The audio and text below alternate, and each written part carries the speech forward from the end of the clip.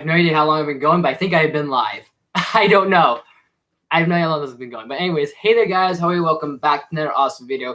And at first I wasn't going to do a live stream today, but after what dropped yesterday, I had to. I just had to. And let me just adjust this still, because even though when I'm all set up and all ready for things, this still won't be properly set up. Okay, well, you know, that's fine. I'm sitting on a stool, whatever. You guys see that? That's fine. But actually, let me see. So if I point, let me see. I don't want the entire light on my face. I want to at least get it on me, but too much. Will that work? Actually isn't too bad. It's not pointing at my face now. But welcome back to another awesome video. And I just want to really basically recap on what just happened yesterday, which was the big drop of Disney's like investor day, I guess you want to call it. I don't know what it was. It was a whole thing where they announced all this stuff for Marvel, Disney, Star Wars, Pixar, you name it, and they just dropped it all. They dropped it all. Okay. Never mind. But anyways, they dropped it all like within this, I guess, announcement, kind of like your version of, say, like an E3, like we've been seeing with E3s. So it's like that, but with Disney stuff and with Comic Cons and all these other like announcements and conventions and all that fun things you expect. So let me actually bring this a little closer. I want this a little bit closer. I'm sorry, guys. I'm still prepping at last second here, which kind of stinks, but bear with me a little. But I just figured instead of just doing it all in one video, I just figured just to stream it because I want to recap so much stuff that was dropped, honestly, because a lot dropped yesterday. And I missed half of it because I was at work when it started. And next, I got off and I see the whole thing about, oh, they dropped all the stuff for Star Wars and Fox. And I was like, wait, what? And I missed out on all this shit. And I was like, okay, I got to catch up. So I at least got caught up eventually. So literally, we're going to just recap my thoughts and my deep depth like discussion on each little like thing that they dropped. Not everything will have their own little subject and little bit like topic, but point is I'm going to go through everything. I literally here's what I basically did. I literally wrote in this notepad, because they were going by so fast and so quick, the announcements. I was like, okay, so write down title and then just like a brief description of what I thought my opinion was and just figure it out from there. So that's what I basically did for this. So this is a recap. So basically, what did I miss? Let's find out. So I literally wrote it all on this paper. So we'll go through them. Doesn't matter which order. If you guys have any thoughts on them, you let me know. If there's anything you want to ask me, always let me know in the chat as well. And I see you guys there. Hello, Sister Cassie. Hello, Brandon Williams. What's going on, people? Yes, we're doing a big whole thing on the Investor Day.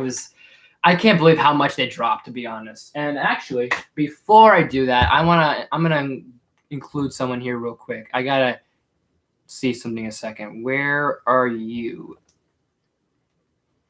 Because let me see here. It'll just take a second. Oh, I love that thumbnail. I think that's one of my favorite thumbnails, to be honest. And I'm not being biased because I make my own thumbnails, because I actually do make my own thumbnails. If you guys want to know, I use Canva. However, I make my own thumbnails, and I think this is one of my favorites. And for some reason, I think my thumbnail for Big was one of my favorites. It's one of my new favorites. But yeah, let me see here. Anything else? No, I'll look at everything else later. That's done. Bam. You're gone. You're gone. Clearing out tabs. Boom. Okay.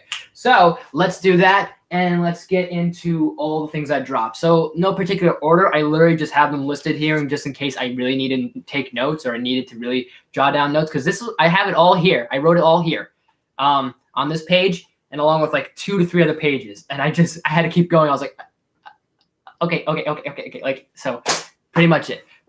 So let's kind of go into the Marvel stuff, since half the Marvel stuff we already saw was like we already knew and were expecting, like Black Widow, Doctor Strange and the Multiverse of Madness, Blade, also the things like that we expected. And would have been nice to see maybe footage from these films, yes, but I think they're shooting, what are they shooting? They're shooting like for next year, 2023, 2024. So this is stuff that's going to happen, that's going to be either theatrically released exclusively to Disney Plus or both within next year to maybe even probably the longest will be 2024 or 2025. So that's what's going to happen with that.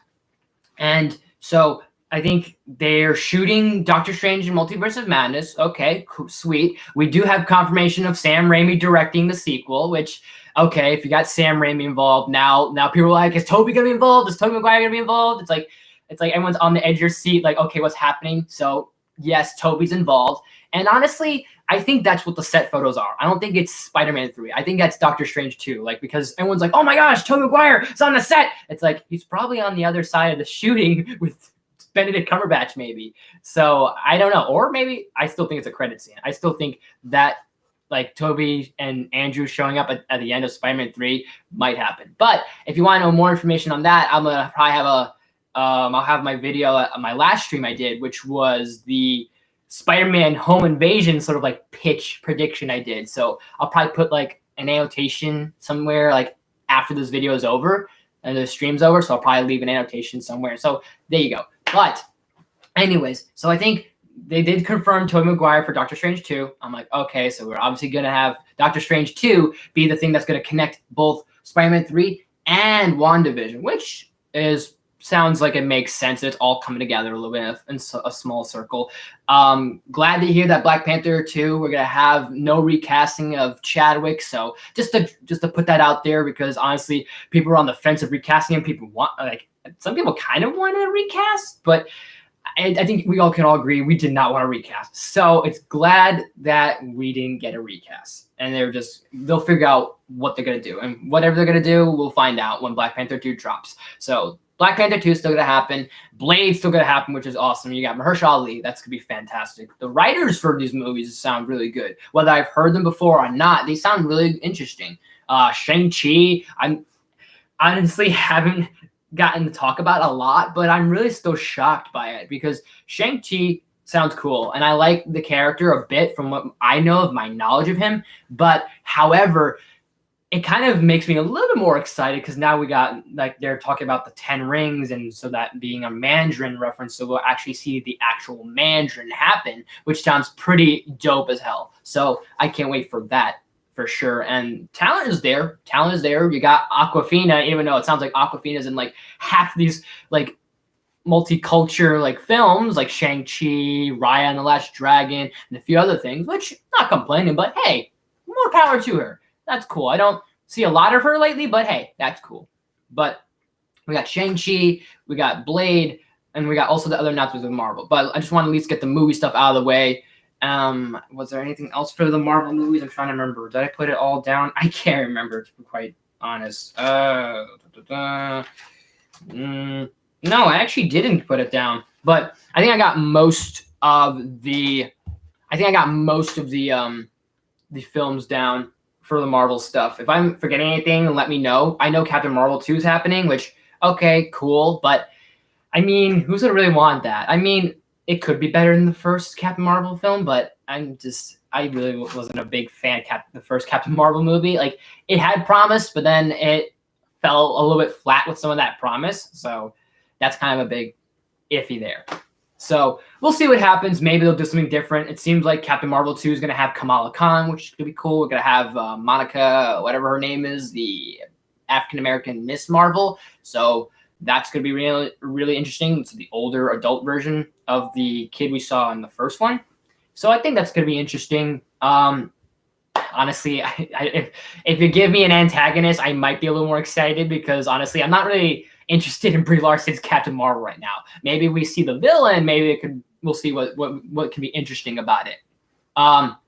However, one cool thing we're getting out of that had to do with Captain Marvel is we're getting Secret Invasion. We're getting, I think, a film involving the Secret Invasion. So, like Kevin Feige explained, like Civil War, it's going to be really this whole big like event and this big crossover thing, and it sounds really awesome, and it sounds great because we're going to see the Skrulls, we're going to see the Secret Invasion happen, Talos and Nick Fury involved with this, so obviously Sam Jackson and Ben Mendelsohn are obviously here for this, and probably whoever else is going to be involved.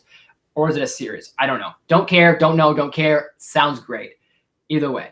However, I just hope that they didn't. Well, I don't think they'll do this, but the only backfire I have with a Secret Invasion film now is because we've lost Avengers members like Iron Man, and most likely Captain America will be dead by the time we reach this timeline. And also the other characters might be deceased, or maybe whatever the case is. And let's say you've grown attached to Robert Downey Jr.'s Iron Man or Benedict Cumberbatch's Doctor Strange, and to find out that they were a Skrull this whole time is shocking. But then, like, you take someone like Iron Man, like you take Robert Downey Jr.'s Iron Man, and that whole year this whole big decade we've been setting up with Robert Downey Jr., all this time as a Skrull, kind of defeats the purpose of how great of a character Robert Downey Jr. was as Iron Man. But I don't think Disney's going to go that route and go, you know what, we're going to make our dead characters now the Skrulls, and then the real characters are going to come back, and all they're from like hiding, and the Skrulls kept them like in like some sort of weird like secret area in space or something, or who knows. But I don't think Disney's going to go down that route. If they do, don't do it. If I know they won't, but still, I'm going to put that out there because I've always had that problem, because even before Endgame happened, I thought, okay, Infinity War, we're going to probably lose characters. And if they do a Secret Invasion now, it's going to be weird because let's say Captain America dies. Boom. Next, you know, a Skrull shows up and it's like, oh, that Cap was Skrull. And it's like, well, you know, it's just also they're crazy. But I think, what was it? I think that's all that was for the films. Oh, no, those Armor Wars, which we're going to have with War Machine, which sounds great. We're going to see the idea of Tony Stark's technology in the wrong hands, which sounds kind of cool. So we can see things like with Hydra, what Hydra will do with Stark tech. AIM, maybe we could see hints of AIM. Maybe we could see Oscorp. Who knows? There might be like things we can really play with Armor Wars. It may not sound that interesting, but if you really start broadening the horizons, it sounds pretty dope. So then we have, oh shoot, I forgot it for a second. Armor Wars. Oh, and we have Ironheart now coming out. Speaking of not coming out, but now we have that announced. So that's going to be really cool. The whole rumors of Riri Williams being in the MCU were confirmed. So that's pretty exciting. And I don't know who the actress was, but hey, this is going to be really exciting. So, and let's not forget that we're going to get a Guardians of the Galaxy holiday special movie, which sounds awesome. I mean, like, this is going to be 10 times better than the original Star Wars holiday special. Let's face it. Especially if you have James Gunn involved, and James Gunn's like, you know what, this would be pretty fun, and he likes celebrating the holidays and the holiday season and all that good fun spreading cheer. So you know what? This could be one of the best Christmas movies ever to exist. And I think whatever the plot is going to be, I don't care. I'm going to sit there, watch it, and love it, because honestly, it'd be cool. And I could just see it, Star-Lord kind of like teaching the Guardians about the true meaning of Christmas, maybe like through like almost like a Christmas carols type of vibes to it, maybe. I don't know, but it'd be funny. It'd be funny as hell, and that makes me excited. And you could do, I know the soundtrack's gonna be a key part of every Guardians film, so maybe you could do something where you have like old school, like obviously like Christmas songs, like the Jackson 5, maybe David Bowie, and maybe Frank Sinatra, whoever else you can have involved. Like in terms of the songs, you can have like Star-Lord listen to. That'd be kind of nice, and to really like seal the deal on the whole Christmas vibes. So that'd be kind of cool. And I think that was it for the movie stuff. But we'll get into the TV show stuff. Probably the best for last. I'm gonna save that stuff for last. I'm gonna go down the Disney stuff and all the like the Lucasfilms and everything else besides the Star Wars stuff that was announced. So the Disney stuff, the Pixar stuff, and the Lucasfilms that were announced during the whole Investor Day. So I'm gonna literally just go down the line of what I jotted. So if I remember correctly, I started out for some reason. I started with Indiana Jones, because Indiana Jones, like whether it's gonna be the 5th installment or it's gonna be an adventure story or it's gonna be a reboot, whatever it is gonna be, I think this is probably gonna be the 5th installment. But I don't think it is, because Spielberg was supposed to be involved for Indiana Jones 5. So I think this is going to be something else. And either way, it's going to be a little weird, but I think this could have some promise. I think it's neat because you have James Mangold, who did direct Logan. So that does sound a bit promising. And although he's not going to ever do that Boba Fett film that we were rumored and heard about and speculated, at least he's doing something with Lucasfilm that does sound cool. I mean, it's not Boba Fett, but hey, this sounds maybe a little bit better. So that's really nice. What do I have here? Flora and Ulysses. That's this is like some of the Disney Plus original stuff, original content in terms of TV shows and film. Flora and Ulysses. Honestly, when I first saw this, I was kind of like, why couldn't Disney just have done Squirrel Girl? Because this is that's basically the plot they have here. Is basically Flora talks to this, has like this pet squirrel, or has this talking squirrel, and I thought to myself, why not just do Squirrel Girl? That was kind of stupid. And it's just, I don't know. I just thought it was really, this was lame. Honestly, I'm not really looking forward to it. It was just meh for me. Like, I literally just put down, this is what I literally wrote down. I wrote, should have just made Squirrel Girl. They should have just done a TV show or an MCU film, Disney Plus exclusive with Squirrel Girl. And honestly, if you're gonna do that, have Anna Kendrick. Anna Kendrick. Have Anna Kendrick be Squirrel Girl, since people wanted Anna Kendrick for a bit. So that's just my little thing on that. It's just, I thought it was stupid, to be honest, because they literally just could have just done Squirrel Girl, and I just laughed about how silly this was, because I was like, you have an opportunity, and you decided to do, this is like Disney's Squirrel Girl. It's like, no. It's like, you should have just done a Squirrel Girl thing. It's stupid. I forgot what the whole title was, but I just put down Benedict Society. And I thought it was kind of neat. The guy who's actually Benedict, the guy who's actually called Benedict, seems kind of cool. Christian Schull, for some reason, is in it. And I'm like, all right. I was like, this is kind of a bit weird. So I was like, okay, I guess this could be something creative. Maybe we'll see what happens. It seems very basic at first. It seems like very, oh, what's the word I'm looking for? Like, almost like, I was like Willy Wonka vibes. I don't know why, but it just does. Maybe it's because of the kids, the orphans and everything, but I don't know. But anyways, then what I have after that, I had the animated Diary of a Wimpy Kid film. And at first, when they said they were going to do another Diary of a Wimpy Kid, I was like, I feel like we're kind of a little bit tired of Diary of a Wimpy Kid at the moment, because literally I was like, okay, the last one that they did had a complete different cast, and honestly, I don't think a lot of people were very interested in it. So I thought, okay, I wasn't really excited for it. I was like, all right, I guess it makes sense.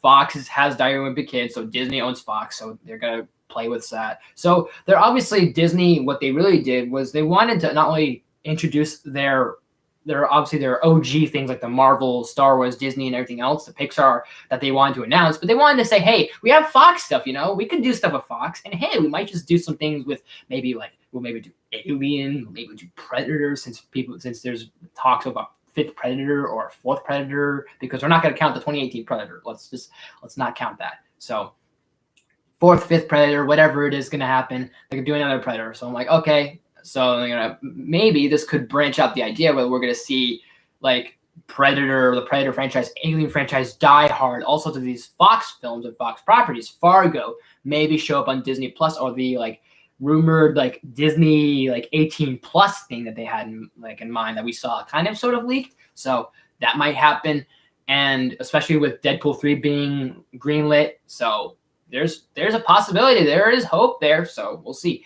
But once they dropped the Wimpy Kid thing, I was kind of like, really? I was like, we're going to do another Diary of a Wimpy Kid? And then they said it was animated, and I actually kind of like the animation. It does feel very, like, fit and accurate of the book. I remember reading, like, half the books back in middle school. I don't remember how many I read, but I remember reading them. I read quite a bit of those books during that time in middle school. So it does stay true. And not that the other films didn't stay true, but I like that this is different. This is creative. I like the animation that looked like it. It looked like the Peanuts film that they did back in 2015. So I was like, that feel of animation, that vibrant feel, I like it. So that kind of does have my curiosity. So maybe, who knows? But what I have, I didn't unfortunately get to really all the Pixar short stuff, but one of the ones I specifically wrote down, because I was like, you know what, this one I can actually see myself enjoying the most, besides like maybe stuff with Incredibles, because obviously we're not gonna get another third Incredibles for who knows how long. So Disney's like, you know what, people love Incredibles content, let's give them at least more content, so that way we could still do that. But unfortunately, we don't know if we'll ever do a third film. So they put out, they have the shorts. So I'm like, okay, cool. And they have other things involving Jack and then Mr. Incredible and the Incredibles. So I'm like, all right, Pixar shorts sounds good. But the one I wrote down that actually sounds fantastic to me is Doug Days. Doug nurturing and babysitting dogs, like puppies. That's so adorable. Like, honestly, that just sounds funny to me. It was cute. So I really liked that. So that was just really fun. What else they have here? Trying to remember what win or lose was. I don't remember what that was, but it seemed kind of neat, like an interesting concept. I don't remember what it was, but all I know is I wrote win or lose. Neat. So I'm trying to think what else did I have down here. But yeah, I'm hyped for the Marvel stuff. I wrote down the Marvel stuff. Never mind. What else? Oh yeah, I put Cars series out because the Cars series is happening. So I was like, okay, we're getting more Cars stuff. And honestly, they're making Cars at this point just to say, hey, let's make more Cars toys because kids love Cars. It's like, you know, if you want here's the funny thing. You want a property or a product that you can just make basically milk and milk and milk just to make toys. I don't want to say this, but at the same time, I do, is they should have thought of that with Toy Story. You're making toys literally as your movie, and you're selling those toys as well. And instead of like, nope, we're going to do other Cars. It's like, I don't know. I've lost faith in the Cars stuff. I've never really, like, I like at least like the first one somewhat. Second is just atrocious and was utterly embarrassing. And then the third, I have not yet to see. I've seen parts of it. I haven't sat down to really go, okay, this is what I thought. I really just was like, cool. Hello, Ruben, and anyone else in the chat. Feel free to leave any comments, leave any suggestions, anything like that. We're doing the whole Disney Investor Day catch up, recap, all that stuff because I missed a shit ton yesterday. So, and unfortunately, I couldn't live stream it. Just I don't know why I couldn't, but all I know is it was kind of like, it would have been difficult to do because you guys wouldn't have not seen the footage that I was seeing. You would have just saw my reaction like this. So like, let's say, for example, I'm going off YouTube. Like, let's say I go onto a YouTube video. Let's just say I go onto a YouTube tab. So I'm looking at YouTube right now and you don't see YouTube. Like you don't see the YouTube part. You just see my reaction. You just see my face. You don't see anything else. So that's what basically the investor thing would have been like, is you just seeing my face to it.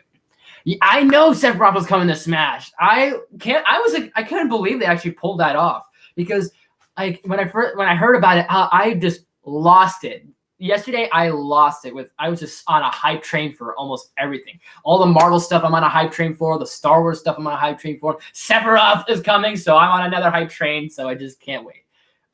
But this year too, this December, it can happen. Anytime in December it can happen, which is so awesome. But hopefully one day, maybe. Actually, I don't think he's ever watching my streams. But dude, Jaden, if you ever watch my live streams, if you ever catch this ever, dude, if you get the chance to get Sephiroth or have the opportunity for us to ever like hang out again and we'll do Smash Bros streams again, dude, I can't wait to look at all the DLC we missed, from Min Min to Steve to now Sephiroth. Like that was, and it was such an epic trailer too. I love how it was done. I couldn't fathom everything happening yesterday. So I had to really like wrap my brain around all this yesterday. My brain was just like, it felt like it was just taking an overload of media. I was like, whoa, and just have like my head implode or explode or whatever. But basically that was awesome. And he looks great. He looks cool. And Sephiroth is one of my favorite video game villains. So I'm glad he's making it in. If it can't be Akuma, then definitely Sephiroth for the win. Or Virgil. Virgil would be cool. Virgil or Dante. Come on, people. Let's do it. Come on, Nintendo. Sakurai. No one's watching this. Let's face it. Anyone that's watching this, that's anyone in the business. If you're from Smash Bros. Or from Nintendo, please do maybe Virgil or Dante include one of those characters in. That'd be kind of interesting. But the Cars stuff, it's bad enough that I hear they were getting a fourth Cars film. I don't want to see a Cars series. it's like, like really, do we want to see that again? If you're excited for that, by all means, go for it. Just, I'm not gonna be the one that's just gonna go like, oh, I'm ready to just do that. I can't believe The Last of Us won Game of the Year. What? That was someone must have rigged the system. Maybe, I don't know. I'm trying to remember. Oh yeah, I forgot about this one. So Pixar stuff. We're back on Pixar stuff, right? There was I couldn't get the other one that they announced, but there was one called Turning Red, which actually sounds kind of funny. And at first, I was on board the first time. The I don't think it was Pete Docter, but it was one of the guys at Pixar that announced it.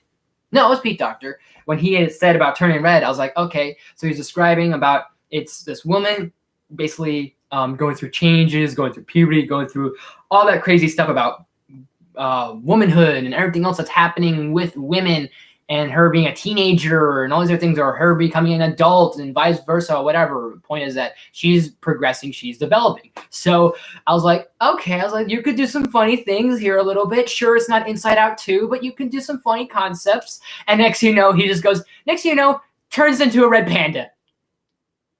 I was like, yes, it makes no sense, but yes, let's do it. She turned into a red panda. I was like, okay, this sounds really cool. And then the whole thing about her magic roots or something, or is that Luca? I don't even, no, wait. I'm mixing up my own stuff now at this point. But feel free to leave any questions, comments, concerns. And if you're new to the channel, please make sure you smash the like button and subscribe, so that way you can see more of this content. And I may not do live streams all the time, but I do gaming, top 10s, vlogs, reviews, all that, and so much more. I'm a variety channel, basically. So if you give me a suggestion, I look into it. So yeah, and make sure you hit that subscribe button while you're maybe here. I can't show like a visual aid, but just you do that if you're new here. But welcome anybody that's new and just anything like that. Just putting myself out there. So anyways, back on track. Turning Red sounds actually fun. I think that's gonna be really great. And I don't know why I keep dropping my own notepad, to be honest. Maybe just for dramatic effect. So yeah, let's just keep it out there. I'm trying to think. Yeah, Luca, I'm excited for. Luca sounds great. I like wait, was it Luca or no? Luca is the one with the Italy. Luca was the one that had to do with like it's set in Italy. It's got that the boy that befriends like this other kid who's like a sea monster, or like a lake, like almost like he looks like a creature from the Black Lagoon type of character. I'm like, all right, I like the location, the setting of Italy, because Italy is a beautiful place, Venice and all this other stuff. And not to really toot my own horn, but hey, like my grandparents and their parents and so forth were from Italy, so I do have bits of Italy. So I'm a soft spot for it. I've never been to Italy before, but like I do have like that, like not that connection, but I feel like Italy, Italian, all that really makes it even more of a plus for me to like this show a lot. Or not show, movie. You get what I'm saying. But that sounds like that's gonna be really fun. Speaking of Encanto I like with the whole magic and the like whole Costa Rican, Caribbean sort of thing that they got going on. I was like, okay, this sounds really neat. Sounds interesting. Sounds like maybe this could be, in terms of the animation and maybe the songs, could be like the next Moana. And honestly, especially when you have Lin-Manuel Miranda involved, you're gonna have some really great songs and really great score, because Lin's he's a genius right now with his stuff. Sure, like I get it, it's the Lin, like, and if you put Lin anywhere involved, it just saves it. But honestly, he is a genius for all of it. And yes, Luca does look pretty beautiful. It does. For animation, it looks awesome. So what else did I have down? We did Turning Red, Luca, Win or Lose.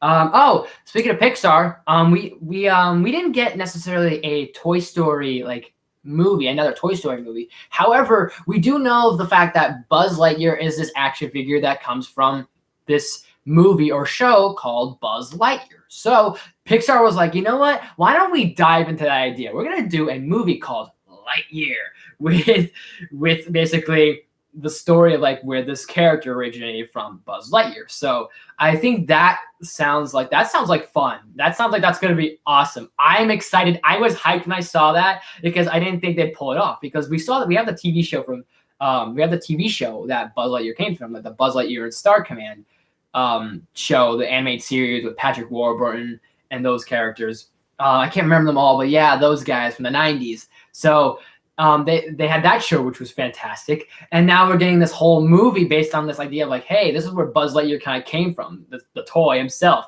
And yeah, I'm gonna point it out here for a second. I do like that Chris Evans is gonna be Buzz Lightyear. I love that a lot. But they obviously, I think Disney purposely said Chris Evans just to go, you know what, we can't have Tim Allen because of political reasons. So they unfortunately just they really put Tim somewhere basically they put poor Tim in a corner. Like they're just like, Tim, just stay over there. Just stay over there. Do your Last Man Standing show and maybe a Galaxy Quest thing, and that's it. And there you go. But poor Tim, honestly, it will be fun. But yeah, we'll see what happens. Honestly, I can't get over that, to be honest. What else would they have? I want to go through all the stuff that wasn't really the best, because although like Disney gave us a lot of things to be excited for about, and I'm not just gonna go on this whole hype train of that. Yes, Disney, but some of the things didn't seem like at like the start of when I first watched this, because I missed the Star Wars stuff, I missed the Fox stuff. I was like, I got into the Disney stuff when they started naming things like, we're doing another Percy Jackson movie or Percy Jackson series, or we're getting like a Willow movie or another like a Willow remake or something. We're getting things like, what else do they have down? Like a Mufasa prequel, a Beauty and the Beast prequel series, and all these other things. I'm like, really? I was like, this is what you're going to announce? You're not here. This is what you have in mind? Like, like, that's it. It made me sit there and I go, really? I was like, this is the start of it? I was like, this sucks, honestly. Because to be honest, like, okay, a Mufasa prequel, I guess, sounds kind of interesting. But then again, the problem is that it's following the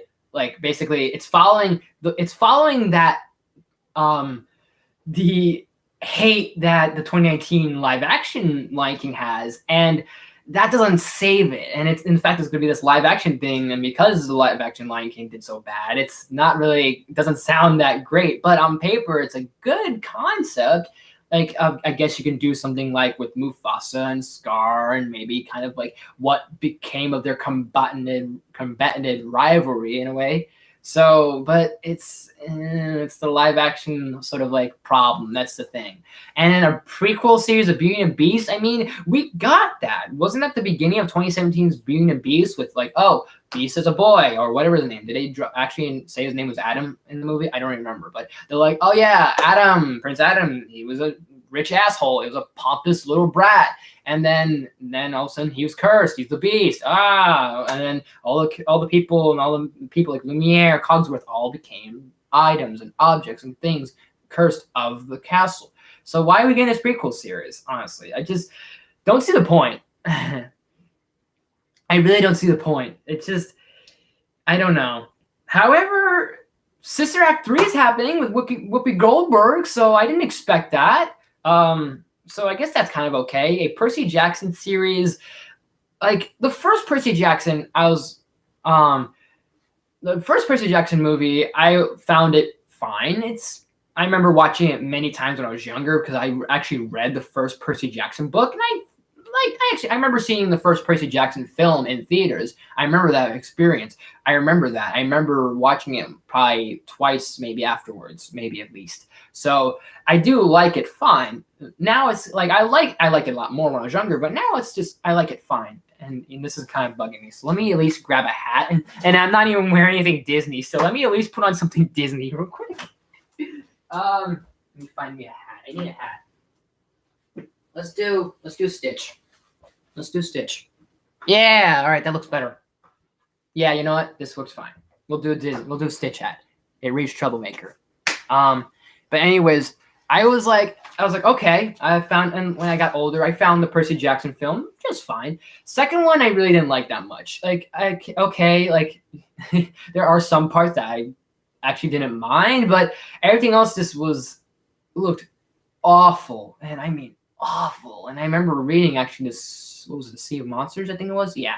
Um, and even when the first announcement of this whole like, oh, Percy Jackson series might happen, I was kind of like, really? I was like, I mean, I guess, but yeah, there's a fan base there, but I'm not one of them. I like the first one. I like the books, but I don't really see the point of it.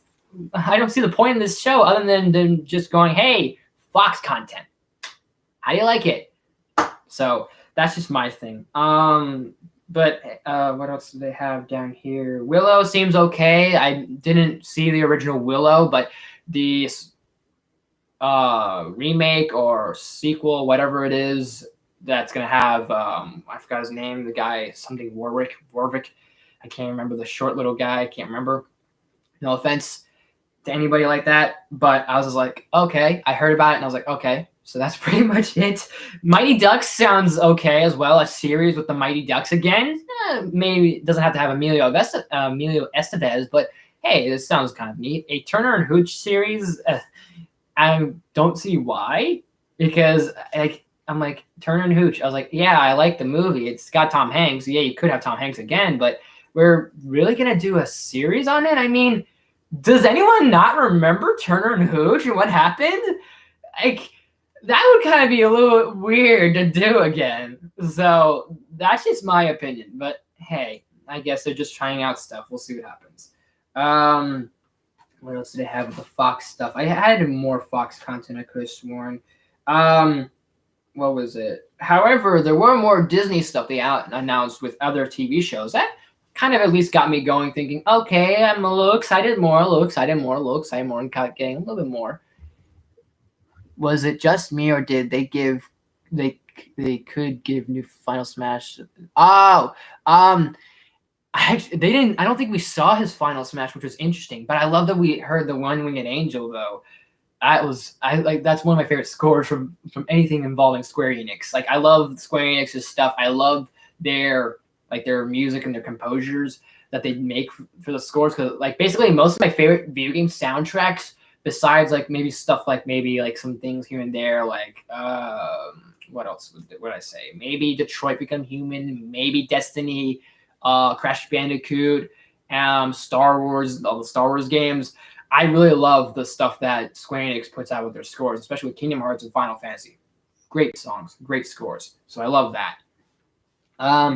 But let me see here. But at least like with the Disney stuff, it kind of got me a little more interested. It got me a little more like, okay, like this sounds like this is getting good. Everything seems fine. So like things like we heard about like a Baymax series. Like, I'm glad we're at least revisiting the world of San Francisco. I'm glad we're seeing that again, because honestly, I can't be the only one that has thought this for a long time, that we should have gotten a Big Hero 6 sequel. I've been dying for that for a while, ever since I saw that movie. I mean, I love that more than almost hell. I think that was better than Frozen, because literally 2013 for me was like the year for Disney. I was like, okay. I was like, Tangled did good, and then Frozen for me, I hated. But Tangled, I think, is still better. And then once 2014 came up, I was like, Big Hero 6 all the way, let's go. I was so excited. So I love that. So I'm glad we're at least revisiting that setting. And I know they had that animated show, the Big Hero 6 series, and I think that did fine. But I mean, we wanted to revisit it cinematically, or at least more in that same animation that we got from the first film. Hell, I think it would have been kind of interesting if Big Hero 6 was called Big Hero 7, like if they did a sequel. Like the sequel could be Big Hero 7. And I saw some photos that I was like, is this setting up a sequel? I was like, please, I hope we are. But it never happened. So I was like, all right. So yeah, I dropped my hat there. But anyways, actually speaking of this little guy here, this little troublemaker, you can't tell who it is, but speaking of this little troublemaker here, I'm happy that they didn't drop that, hey, we're going to do that live action Lilo and Stitch.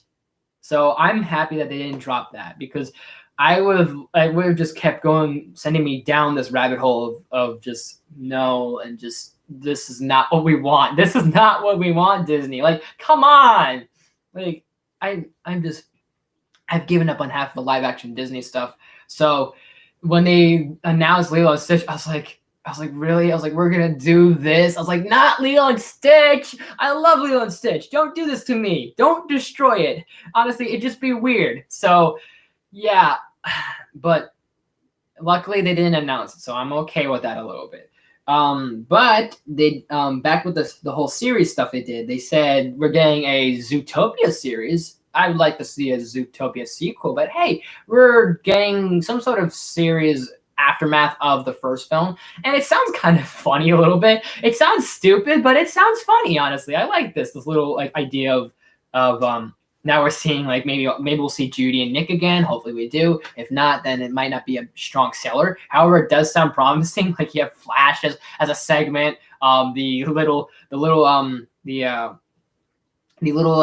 what was it? No, I can't remember the little those little guys from the first film, the Godfather guy, Isom, you know, like Nick, you were good to the family. You made grandmama cannoli, and then you gave her a skunk butt rug, and we had to wrap her in that skunk butt rug, and you disrespected me. You disrespected grandmama. I can't remember what that dude was called. Mr. Big was his name. Those little guys we're gonna see them as a little sub segment, and I guess the side characters. So sounds like hopefully it won't be just the side characters, but hey, I'm down for a Zootopia Plus.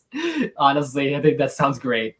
Especially the title alone just sounds funny. Zootopia Plus, like they're trying to rip off the Disney Plus idea. So I don't know, but it's just that whole little niche there, right there.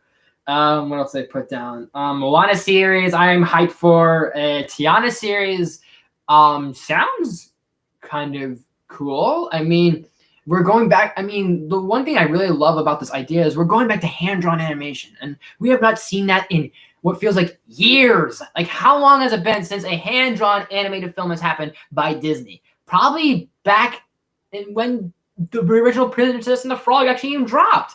Like, think about it from there, because after that, we had things like, obviously, Big Hero 6, Zootopia, Moana, Frozen, Tangled, Onward, to the Pixar stuff, and just keeps the ball rolling of this CG computer animated thing. And nothing wrong with CG animated films, but honestly, it's been so long since I've seen a Disney animated feature, and to have this be, sure, it's not going to be a feature film, but to see this type of hand-drawn animation, I'm excited. I think that's going to be cool. And it does have some promise, so that I'm on board for. I already said Encanto I'm on board for, so definitely for sure. You got and Lin-Manuel Miranda, so let's go. But going off from the animation to the live action stuff, because there's still a lot of live action stuff that's happening. And Disney, no matter what, they're going to be like, we've had a vast array of live action films that we've done, and we're going to still continue to do the same thing and repeat that same formula with doing this stuff. So some of this has been hit and miss. One I will say that I will actually really will support is a live action Chip 'n Dale Rescue Rangers. That's right, Chip 'n Dale. We're getting that. It's gonna be great. I think that's gonna be funny. And then you got Andy Samberg and John Mulaney. So that sounds like an interesting duo. I've never seen those two work together, but this could be funny. And I guess Seth Rogen is gonna make an appearance, so I could see him as Zipper maybe. Zipper would be funny. Little Zipper. What else do they have? Cruella sounds good. I like that. It does sound cool. I'm not super excited for it. I mean, it sounds like it's gonna be better than Maleficent. I hated Maleficent, but Cruella does sound interesting. Emma Stone being an award-winning, Oscar-nominated actress, and she's still a great, talented actress in general. I could see their promise. So that sounds good. A live-action Pinocchio. I was like, aren't we getting Guillermo del Toro? But then that's something else. And then we're getting this version, I guess, with Robert Zemeckis. So it's good to see that Robert Zemeckis is back in the director chair doing things again. Like, when is the last time he directed a film? I'm actually surprised to hear that. So honestly, this could be, I guess, kind of neat. And I like that Tom Hanks is now working with Robert again. I mean, it's been a while since him and Robert worked together side by side. Last thing they did that was side by side was Castaway. So that was like years ago. However, I like that it sounds like Tom Hanks is going to be doing some more films, and hopefully he'll be okay, especially since he was tested positive. So hopefully he'll be all right. Just fingers crossed nothing happens to Tom. I don't want anything to happen to Tom Hanks. It's bad enough we've been losing people like left and right this year. Let's not lose Tom. I'll actually almost like my heart will almost just shatter and just be shredded, and my tears just start drawing if that happens. Okay, I'm being exaggerated, but you get my idea. We don't need more people losing. I'd hate to see that happen. But hey, sounds interesting. Sounds cool. I know I've been saying interesting and cool for a while, but that's the best way I can really put half this stuff, to be honest. Even though Pinocchio has kind of been done a lot in live action many, many times. There was one they did, and then there was another one they did, and then there was one they did with where he was actually human, and they did like Italian actors, and they just had English dubbed actors. Like I remember the cricket was John Cleese, so I remember that quite a bit. I don't remember what the actual film was called, but it was Pinocchio, but it was in Italian. It was Italy. It was Italian people, Italian actors being these characters, and then you could tell the English dubbed actors. So I was like, wait, I think I know that person. That's John Cleese. That's this person. That's that person. So, so I guess doing the music and the whole thing with Robert Zemeckis does sound like it could at least be all right. So I'm not gonna overhype it. So yeah, and pretty much. The live action Peter Pan thing, or I guess it's gonna be called Peter Pan and Wendy, I'm 50-50 on, because honestly, that's been done so many times too. How many like live action things we've seen involving Pan or Peter Pan? Like Pan was atrocious. The 2015 Pan was horrible. Yeah, we have Hook. There was like 2 other live action films they did with Peter Pan, and like one was done by Universal, one was done by Warner Brothers, one was done by Paramount. There was just so many of them. It's like now Disney's gonna throw in their hat and go, yeah, let's do ours, you know. But I guess I'm 50-50 on it. I like it a little bit because I have a soft spot for the Disney animated film. I love that a lot. That's like one of my favorite films in terms of Disney animation. But other than that, like it is one of those films that's like it's been done live action multiple times. And then honestly, I okay, Judd Law as Captain Hook, sure, but why didn't they keep Joaquin Phoenix? I think that would have been funny. That would have been hilarious. I don't think Judd Law is gonna play that goofy Hans Connery like Captain Hook. He's gonna play it very Judd Law like, and it's not gonna be the same. I get it. They don't want to have that same comparison, but it's gonna make Captain Hook less of a goof and more of a stiff, and he's gonna be less personality and more dull and boring. So that's what kind of sucks. So yeah, but I mean, Joaquin could have added liveliness to it. I could picture it. I could picture like him wearing the outfit, like a hat, the whole hook hand, and saying the lines like so goofy, like well, not super over the top, but hey, like give the character like his personality. But Judd Law's gonna play it like Judd Law. So, what else did they have for live action stuff? There was the live action Little Mermaid, and again, this was one I was like, we're actually doing this still? Like, I thought this was just rumor, and I thought this was just still like in production. And I'm like, I guess we're still going along with it. I like it. It sounds okay, but I don't know. Like, I like the animated Little Mermaid. However, just though, like live action, like I said, just the whole live action just got me 50-50 right now. I'm really not a fan of them right now. Some, like I said, do sound good. Rescue Rangers does sound good.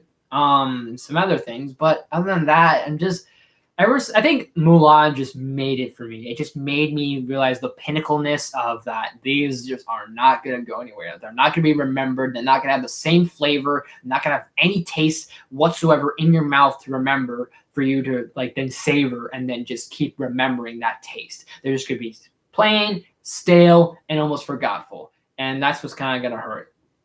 Did you hear Konami is doing a live-action Metal Gear? Oh, yeah, the Metal Gear film's happening with Oscar Isaac. That sounds great. Honestly, I would have not thought of the idea of Oscar Isaac being Solid Snake, but hey, good choice. A surprise choice, but good choice. I would have thought maybe Chris Hemsworth or Chris Evans, since they look like they could be Solid Snake, or maybe they look like Big Boss, maybe. Hang on. Excuse me. Maybe they look like Big Boss, but other than that, I was like, you know what? One of those guys could be Solid Snake, but Oscar Isaac. All right, good for him. Good for him. Good for him. Let me see.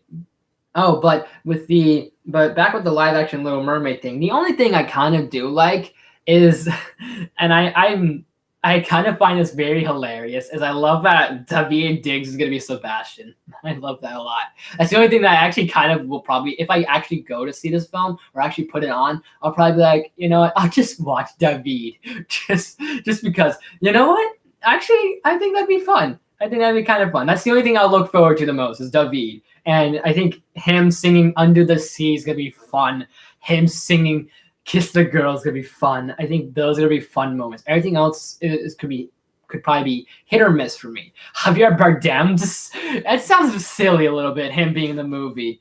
Guess who's playing Solid Snake? I just said Oscar Isaac, Brandon Williams. I know who he is. Yeah, Poe Dameron. Oscar Isaac, Poe Dameron, who is also might be Moon Knight as well. So that could be interesting as well. So we'll see. But what was it? Daveed all the way. But other than that, there might be some things that might be hit or miss. Javier Bardem just kind of seems like this is gonna be very like I get it, but it's gonna be kind of funny a little bit just to see him like a mermaid, like basically as King Triton.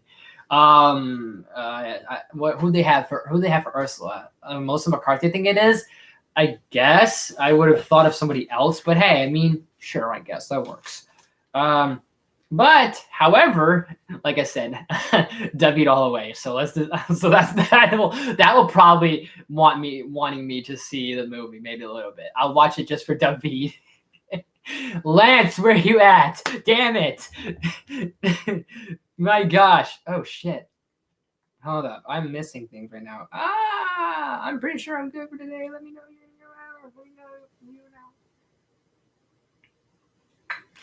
My bad, bro. Hold up. I gotta take this for a second. My bad, dude. Was and is doing something. However, what time you done with school? Yeah. I'm trying to do something here. Anyways, so yeah, Daveed all the way. Lance, come on. If you're not in this chat, you gotta come and watch this now because we're talking about Daveed. We're talking about Hamilton a little bit, sort of. However, they did announce that there will be a Hocus Pocus 2 and an Enchanted 2 called Disenchanted, which I guess I get it, Disenchanted, play on words, funny. But okay, Enchanted, I haven't seen it in quite a while, and yeah, I do think it is pretty brilliant. So I think people want to see a sequel to it, so why not? So I think that would be kind of fun. That would be kind of cool.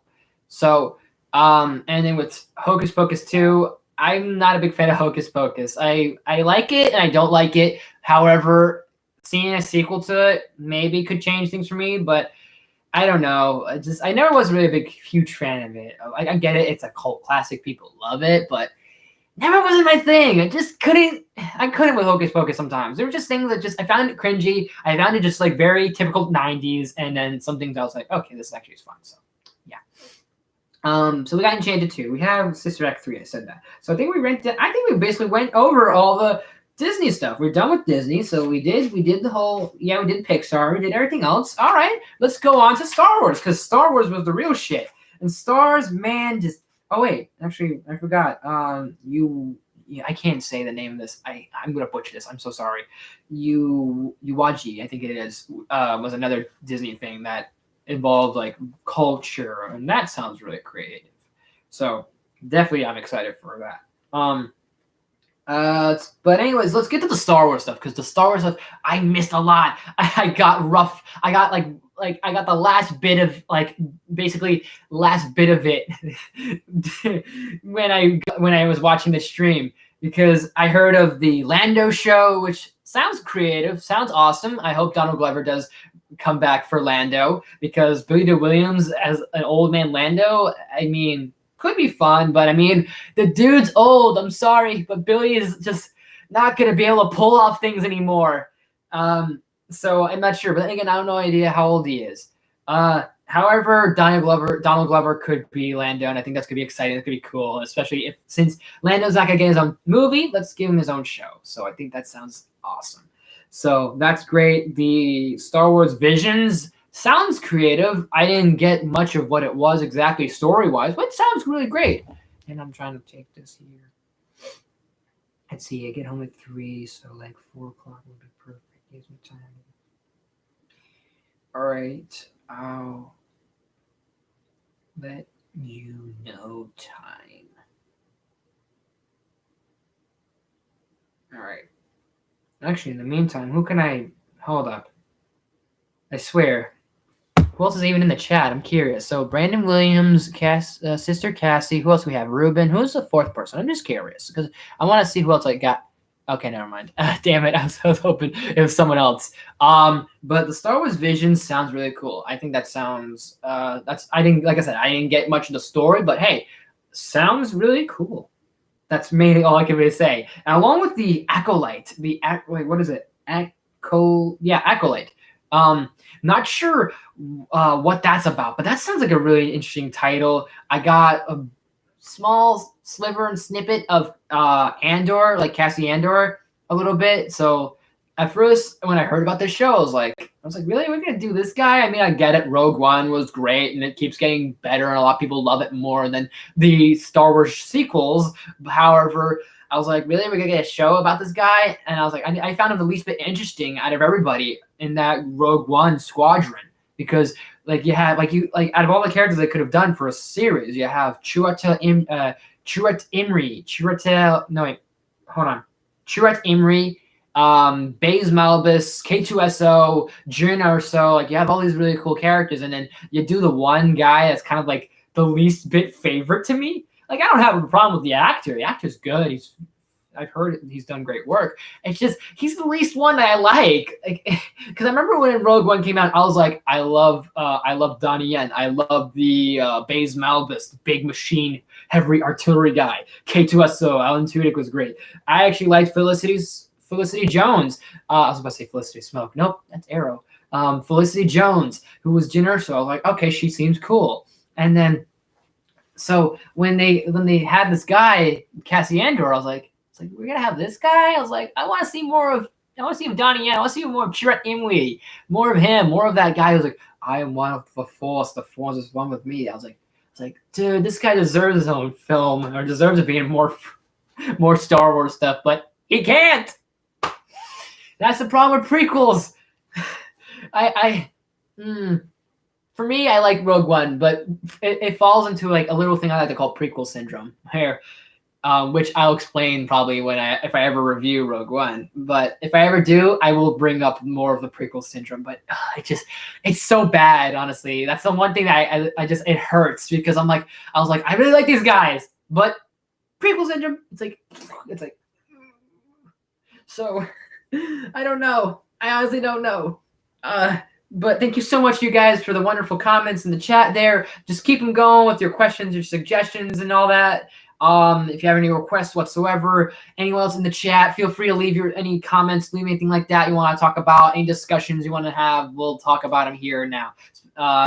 Whether associated with the Disney Investor Day or not, we'll walk through them. So, Andor, I heard bits about it, and I was like, okay, so this does sound kind of cool. We might get K2SO since that is Cassie Andor's droid, I guess. So I'm like, all right, that's gonna be like his muscle. That's gonna be his muscle right there. So he's gonna be involved. I'm like, okay, cool. So yeah. What else did I catch wind of? I caught a small bit of wind on Kenobi, so awesome. Kenobi, I was already excited for with Ewan McGregor coming back. It was phenomenal for me. And then not only that, but you have Hayden Christensen is gonna be Darth Vader again, and that just I was like, that's where you used to just sold every Star Wars fan in the galaxy right now, where you're bringing back Vader, number one, and you're bringing back Hayden Christensen because people have now started to come around to Hayden Christensen. I mean, he still was bad in the prequels, but people are coming around to him a little bit. People are like, yeah, Hayden Christensen. It's like, all right, cool. So power to him, power to Hayden, because Hayden hasn't had any career in quite a while. I haven't seen Hayden do a film in who knows how long, to be quite honest. So to have him come back as to have him be Vader sounds really awesome. And so I just hope they don't use a lot of Vader, because I don't want this to be like, oh, Obi-Wan and Vader fighting each other again, neck and neck, thick and thing, and just at each other's throats again, you know? Because when we see them in A New Hope, it's been years since Vader and obviously Obi-Wan have fought each other. So obviously that moment when Vader's like, we meet again at last, like, because it's been years since they've actually dueled each other. So I hope there's not going to be too much of Vader. Use Vader wisely. Disney, I don't think they're going to watch this, but hey, they might catch it. Well, who knows? Because they did catch my streams. They did catch my Halloween stream. A bot from Disney caught my my stream and blocked it for me for quite a while. So maybe someone from Disney will catch this. But Disney, if you're hearing this, to be honest, don't use so much of Vader. It's weird that I'm saying that, but seriously, I hope they actually don't use too much of Vader. Because, like, use him wisely. Use that character wisely. Use him for the right episodes. Use him for, like, at least 3 episodes, 5 episodes, depending on if Kenobi's going to be the same amount of episodes, like, say, 12 episodes, like The Mandalorian, or if you're going to make it, like, more episodic, like 20 episodes. But I don't think they're going to do it like that. Maybe they'll do 12, maybe 15. But if you're going to do however many episodes, and if Vader's going to be involved, at least maybe have him show up as a cameo in one episode, maybe the first episode, and then maybe have him show up at the end of the episode, like the end of the series, maybe the end of the season, something like that. So that way you get people excited, you get people hyped. So you give them that. You give the fans justice. So that's great. Ahsoka's getting her series. People were all thinking about it. I didn't think of it at first, but once we saw Rosario Dawson as Ahsoka, I was like, okay, she might get her own series. And especially that name drop. I don't want to say who it was, but that name drop she dropped at that episode, I couldn't believe it. Because I was like, they did it. I was like, Disney did it. They finally did it. I was like, oh, man. I couldn't believe it for a second. Because that happened. I couldn't believe that shit happened. Like, I did not expect it. It was just so, like, boom, in your face, like, pow. I was like, I just dropped, and I couldn't believe it. Like, especially if you're a huge Star Wars fan like me that just loves not only the property, but the books and everything else around it in general. Just no one would have thought. But I really hope it happens, though. I hope it happens. And I don't want to spoil it because I don't want to spoil it because I wonder if they'll have him show up later in The Mandalorian. Because they could do that. However, maybe they'll save him for the Ahsoka series. And I think that could be interesting. Her search for him would be awesome because it just sounds so good. It sounds different. It sounds like it's going to be a different type of Star Wars, like, show. It's not going to be just big spaceship battles. You're going to have, like, big episode quests and things. And all sorts of story development and, like, just just a lot of background you can do. I still can't get over how big that was for me. That was big for me, especially, like, he's an underrated character, and I don't want to give away his name, but man, did they just pull off some balls, like, honestly. But Ahsoka sounds great, and then we're gonna see more of her. We're gonna see more of Rosario Dawson. We're gonna probably see her more in the Mandalorian series. We're gonna have her be like, maybe show up in an episode and she'll be like, hey, see you later, Mando. Flies off in a spaceship to go find our big old baddie. So that's gonna be great. Honestly, that was best. And not only that, but we're getting Rangers of the New Republic with basically Cara Dune, who's now gonna be the new Ranger, like the Rangers of the New Republic. So it's gonna be like Western. I like that Western sort of like Star Wars thing. I like that sort of thing. That's gonna be cool. Not only is The Mandalorian already a spaghetti Western, but now we're having this show that's gonna feel like a very like old time Western sort of thing. I like that. Almost like the Hateful Eight almost meets Star Wars. I think that sounds cool. I love that. And I like that we're seeing more of Cara Dune, Gina Carano. Awesome for you, man. I mean, person. I'm sorry, but I didn't mean man as like. Forget it. Forget what I'm saying. Forget what I said. Anyways,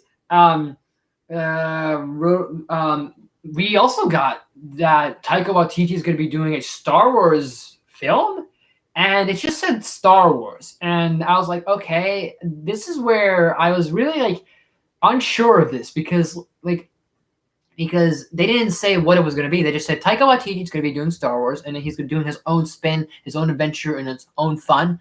And I was like, okay. I was like, what does this mean? Does this mean a new trilogy for Star Wars? Like, are we going to go back to Old Republic? Or is this going to be after Episode 9? So, like, 10, 11, 12? Which, I mean, I would follow a trilogy, a Star Wars trilogy with Taika, but like, it's so weird. Like, if you want to do 3 more episodes after 9, then it kind of just destroys everything else that Disney was just doing with the trilogy, with the sequel trilogy, because they wanted to obviously have 7, 8, 9 be the final trilogy and cap off the entire Star Wars saga. And if you're going to do stuff afterwards, it's going to be kind of weird. Unless this is like, unless this is a reboot. But I don't want Taika to reboot Star Wars. I don't know. Please, guys, keep it kind of a little bit sort of respectful in a way in the chat, more or less. But welcome, Scourge.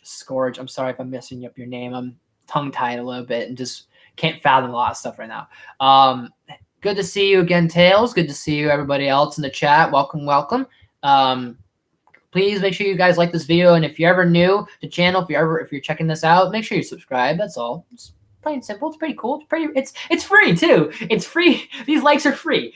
Just so and the subscribe button is always a free too. It's a free option. But anyways, so what is it? Anyways, we got but the whole Star Wars thing, Taika, I don't want him to reboot it. I know that The Mandalorian's looking to have Sebastian Stan be a young Luke Skywalker, and I'm 50-50 on the idea. But, however, I don't know about rebooting basically A New Hope, rebooting Empire Strikes Back, and rebooting Return of the Jedi, and then rebooting everything else. I don't know about that.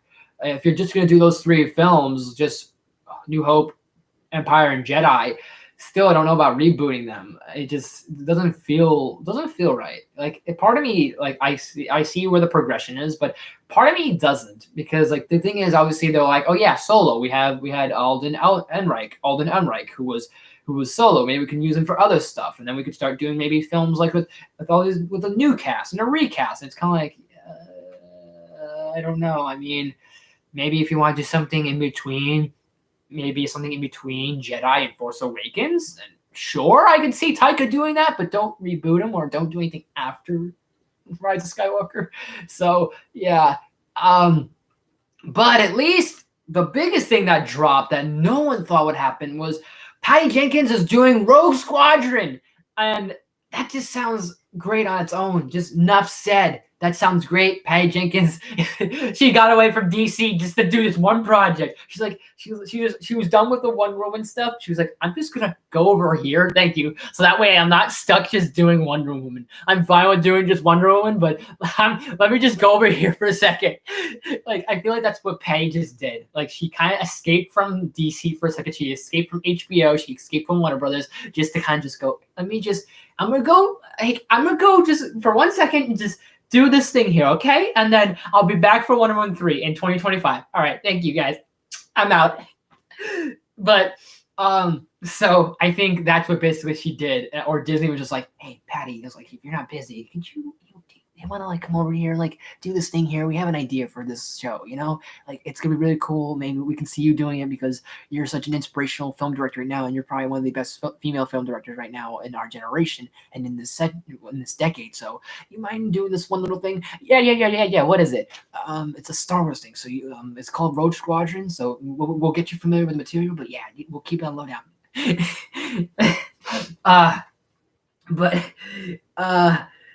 I'm astounded. I'm astonished. So I think that's gonna be really cool. I can't wait to see it. It's whether it's a show, whether it's a movie, I'm excited. So we'll see where that goes. We'll just see how that goes. But I think that was all the Star Wars stuff. Now let's get to the Marvel shows. And man, did the Marvel stuff deliver. Like, I'm not gonna need my notes for this. This is done. This is gonna go bye-bye. Okay? So that's done.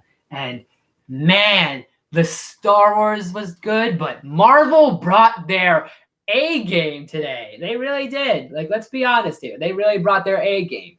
And I was mind blown. I was mind blown by this shit because they dropped. Not only did they drop like a little bit of exclusive stuff for Moon Knight, for Miss Marvel, for She-Hulk, and Blade, and they dropped stuff for They dropped what else? They dropped like those 4 things, but they dropped trailers for. We got another trailer for WandaVision. We got another trailer. We got a trailer for Winter Soldier and Falcon. We got Loki finally. We got What If. We got those trailers that just grand slammed on you, and that just made it for me. Marvel was the best seller for me. Disney was a little bit 50-50. Pixar was pretty solid for the most part. There might be some parts here and there. There were Star Wars was fantastic. It was phenomenal, but man, they just brought their A game. They just elbow dropped on everybody else and just went, we just won. Basically, Marvel just went, hold my beer, and boom, mic drop on everything. And they ended like that. Man, how crazy that was. Well, that's at least what I last saw, because everything else afterwards, like, is just basically explaining how the whole streaming service is going to work. Like, okay, we're going to have Disney Plus, and there's going to be a whole bundle, and then anything else that we'll talk about after the Marvel stuff. But I can't, because we got not only that thing, but not only the trailers we got, but we got our confirmation of Fantastic Four. John Watts is doing Fantastic Four. We got Ant-Man 3 happening with the most ridiculous name ever, but it's so funny. Quantumania, Ant-Man and the Wasp, Quantumania. You got Jonathan Majors, who's going to be Kang, which is great. You got all 4 of them coming back. Evelyn something, I forget the actress who plays Wasp. I'm so sorry. Paul Rudd's back. Obviously, Michael Douglas is back. Michelle Pfeiffer is back. Those 4 are back. But you got Jonathan Majors going to be Kang, which sounds great. And just that title alone, Quantumania, just sounds fun. Like, I can't wait to see this. Did you drink a bit of no, I don't drink Kool-Aid. I haven't drank Kool-Aid in years, and I'm going off my own energy. This is my own sugar right now. I have no sugar, no drinking. Like, I didn't drink anything yet whatsoever. I don't drink. I'm not even at the right age to actually drink. Like, I didn't drink anything like let's say soda or juice or caffeine wise. I'm just can't believe it. I'm just going off my own energy, my own basically personality, I guess. But I just thank you for that. That was great there, Tails. Thank you. I don't drink Kool-Aid though. I haven't drank it in years. So that was but I think at first I was kind of I'm still a little bit on the iffy idea of Ant-Man and Kang now having to do being the same thing, because I've said this before and I'll say this again. I said this once in another stream that I think Kang at first I was like, okay, this sounds cool because it does sound cool. It's great. It gives people excited, a little more anticipation for an Ant-Man 3, especially since we got a big bad like Kang that we've been wanting to see in the MCU for years now. Well, not years, but almost years, give or take a little bit. But still, the idea of him showing up now is great. Actually, read my hat real quick. And I got a complaint over there from the peanut gallery over there on the other side of that door. So, anyways, so I think that was it's great to see that Kang is in it, but I'm gonna say this again. It's still kind of odd, of all things, Ant-Man, because he could have appear in an Avengers film. He could appear in maybe of all things. He could appear in maybe out of all the things that they chose to have him first appear. You could have had the event another Avengers film. You could have had a Guardians of the Galaxy. You could have had maybe the Fantastic Four, since he does play into the Fantastic Four and him being a descendant of the Fantastic Four, in the future. So the Fantastic Four he could play into. Maybe Captain America, if you want to do something with Winter Soldier and Falcon, or if you want to do something with Captain America, whatever you decide to do. There's all these other characters you could have him be introduced into, and they chose Ant-Man and the Wasp. And the more I think about it, I guess it does make sense. Ant-Man did introduce time travel with the quantum realm, and Yeah, we did explore that in Endgame, but it's still kind of odd to hear that. Oh yeah, the big bad of this little microscopic villain is going to be this time traveler. So, like, yeah, it's weird, but I'm still gonna watch it. I probably will most likely watch it. I'm gonna watch that. I'm gonna definitely go see Black Panther 2, and most of the stuff's gonna be is gonna have theatrical release. Guess who's back? Back again. Hey Sonic, welcome back. Glad you're tuning in. Make sure just to keep your suggestions, keep those comments going. Any questions, comments, concerns, suggestions, requests, you name it, I look into them. So, anyways, but I'm definitely a little curious about this whole Quantum Mania, and that just alone sounds funny. Just fun to say, Quantum Mania, and we're gonna have Cassie Lang, so she's gonna be more grown up. She's gonna be more matured, so could be what's her character again? Statue or Stature, something like that. I don't remember, but she does have her own superhero name. I was forced to get a new account. Oh, that's unfortunate to hear, but hey, welcome back, Sonic. Welcome back. Welcome back. But what else? Oh yeah, the Fantastic Four is going to be really great. And like I said, John Watts, Spider-Man Homecoming director and Far From Home director, is going to be doing Fantastic Four. And he's obviously going to be doing, so he's got Fantastic Four and he's got Spider-Man 3 going on. So that sounds pretty epic to me. But the TV shows what made it for me, this whole thing. Because I loved the second trailer we got for WandaVision. We got a little bit more of the idea of this whole like weird, trippy sort of like reality that Scarlet Witch has around her.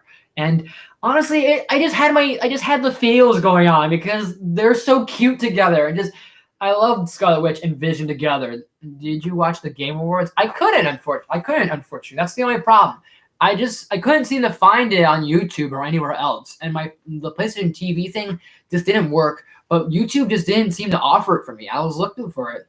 And then after a while, I wound up catching the Disney Investor Day. So luckily I caught that. But I did catch the reaction to obviously everyone talk about Sephiroth. So I was like losing everything. And I love how I just literally like almost jumped out of my seat after all the Marvel trailers that dropped. And next thing you know, I heard Sephiroth. I was like, what's going on? I was like, this is just whole crazy. Like is 2020 actually turning around to be a good year?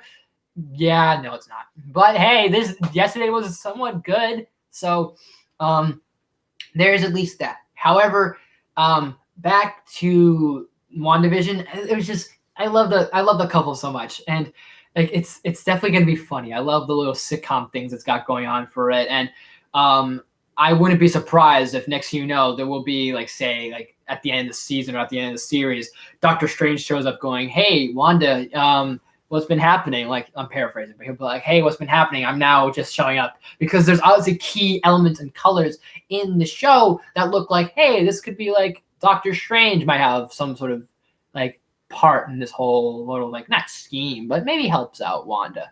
And the visuals for the second trailer were interesting. Like there's stuff with the Infinity Stone with Vision, and I was like, so maybe we're gonna see like how like Vision will either know of the idea that I don't exist anymore in the universe and one has been keeping me isolated for years or however long I've been gone for, or maybe we're gonna see like the idea of like how Wanda brought Vision back, because it's still weird how she has him back. I mean, you could easily make another model, but why? Like, how do you have like specifically Vision back is the question. So that is definitely gonna be a show I'm going to review. I'm going to definitely talk about WandaVision when it's done.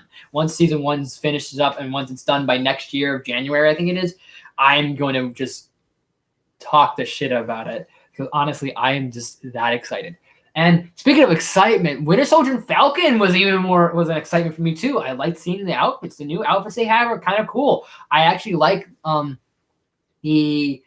after watching it a second time, I like that moment of Bucky going that because Sam's going, this shield right here has a lot of legacy, and that's gonna be hard to live up to.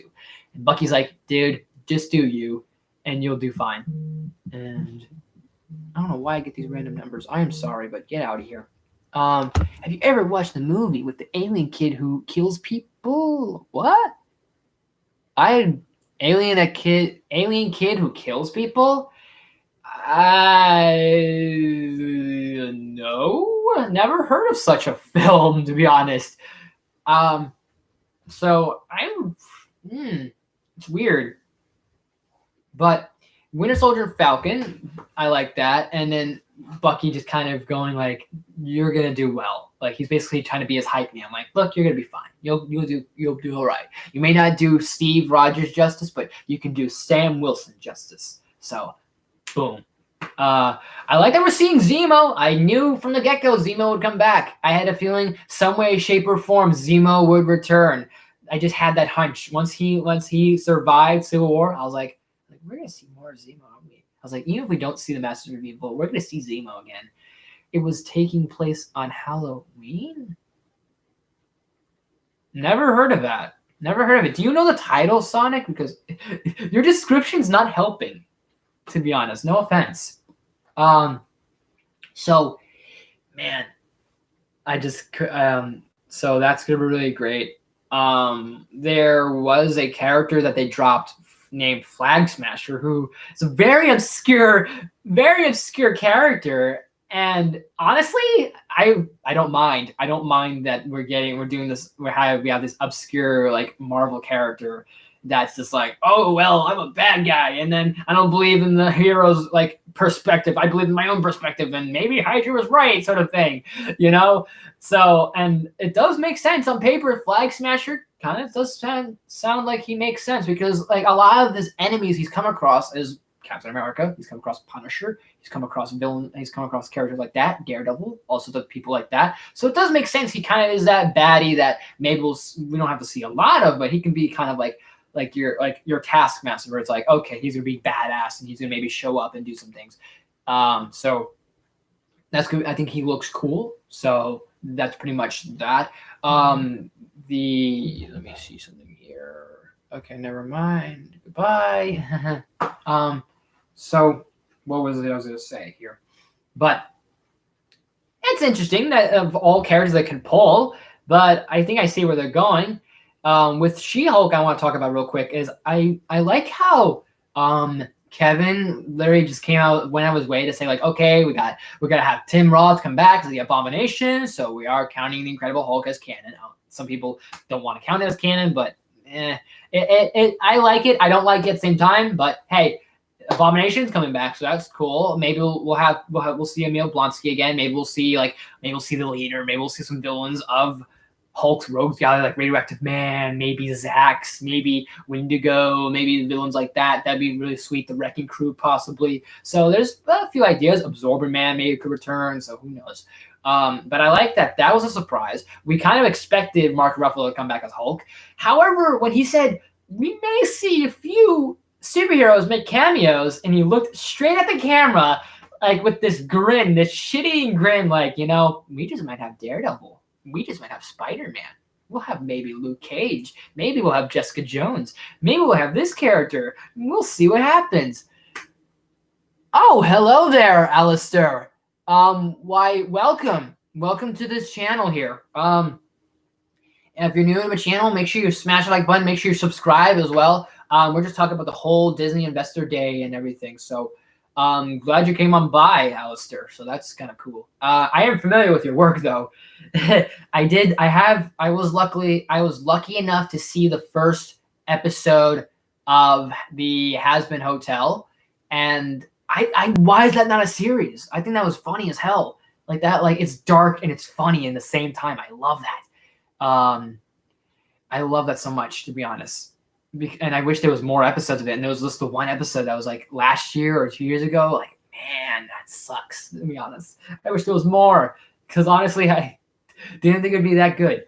So, anyways, so I like that idea, and I like that we might just get some superhero cameos, because Jennifer Walters does deal with superhero court cases. So maybe it could be a reference to Daredevil's like Murdoch and Nelson. Maybe there'll be a reference to the court case that maybe we'll see in Spider-Man.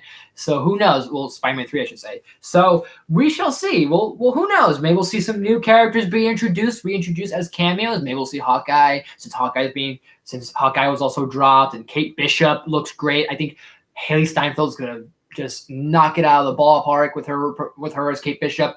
I like the look of Jeremy Renner, him and Kate Bishop. There's the villain, the clown. I like that we're gonna see like basically Clint Barton's like background basically in the circus, like with Ringmaster and the clown and all sorts of things like the jester and sort of those obscure dudes and stuff like that. I like that a little bit. Kind of we're going into that direction.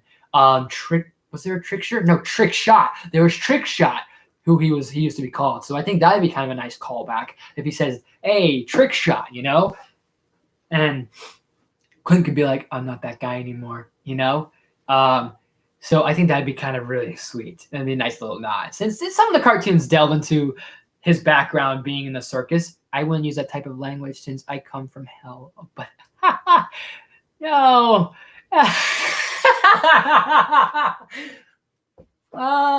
That's great.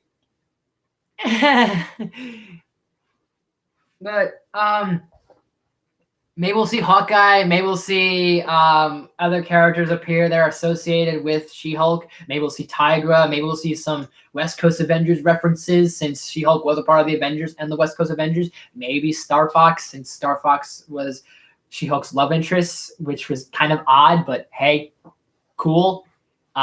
So we'll see about that. And there's possibilities, and I'm down for the actress who's gonna be She-Hulk. I'm down for the actress who's gonna be also Kamala Khan. I don't know much about both of them, but hey, I'm down for both of them.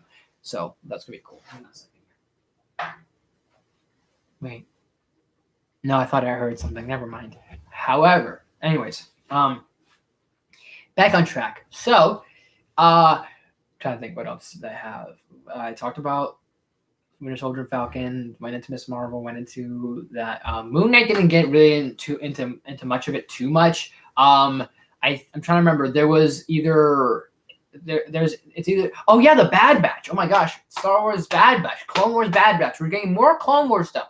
I feel like I like the idea of Bad Batch, but I feel like Dave Filoni just went, you want your Star Wars fix? You want your Clone Wars fix? Let's give you another Clone Wars show. Boom. So you know what? I feel like they just topped it on whipped cream, a little whipped cream vanilla on top, and there you go. And then so they just sprinkle it on like that, and they're just like boom. So there you go. Because I wouldn't be surprised. What is it? I wouldn't be surprised if Dave Filoni was like, we want to give people Clone Wars fix because season 7, season 8 was a big drop for us. So you know what? Let's sprinkle a little bit more Clone Wars stuff for you guys. So there you go. Boom. And actually, it looked great. The trailer looked awesome. I didn't get a chance to actually see it during yesterday, but I saw it this morning. I was like, okay.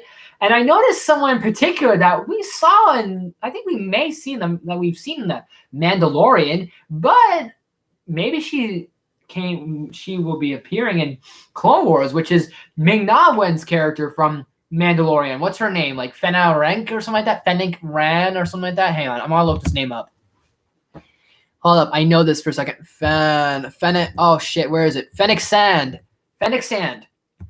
So I saw brief images in Clone Wars of this Bad Batch show, Clone Wars, with her helmet on. I was like, oh, that's Ming-Na's character. I was like, oh shit, okay. So, Fennec Shad.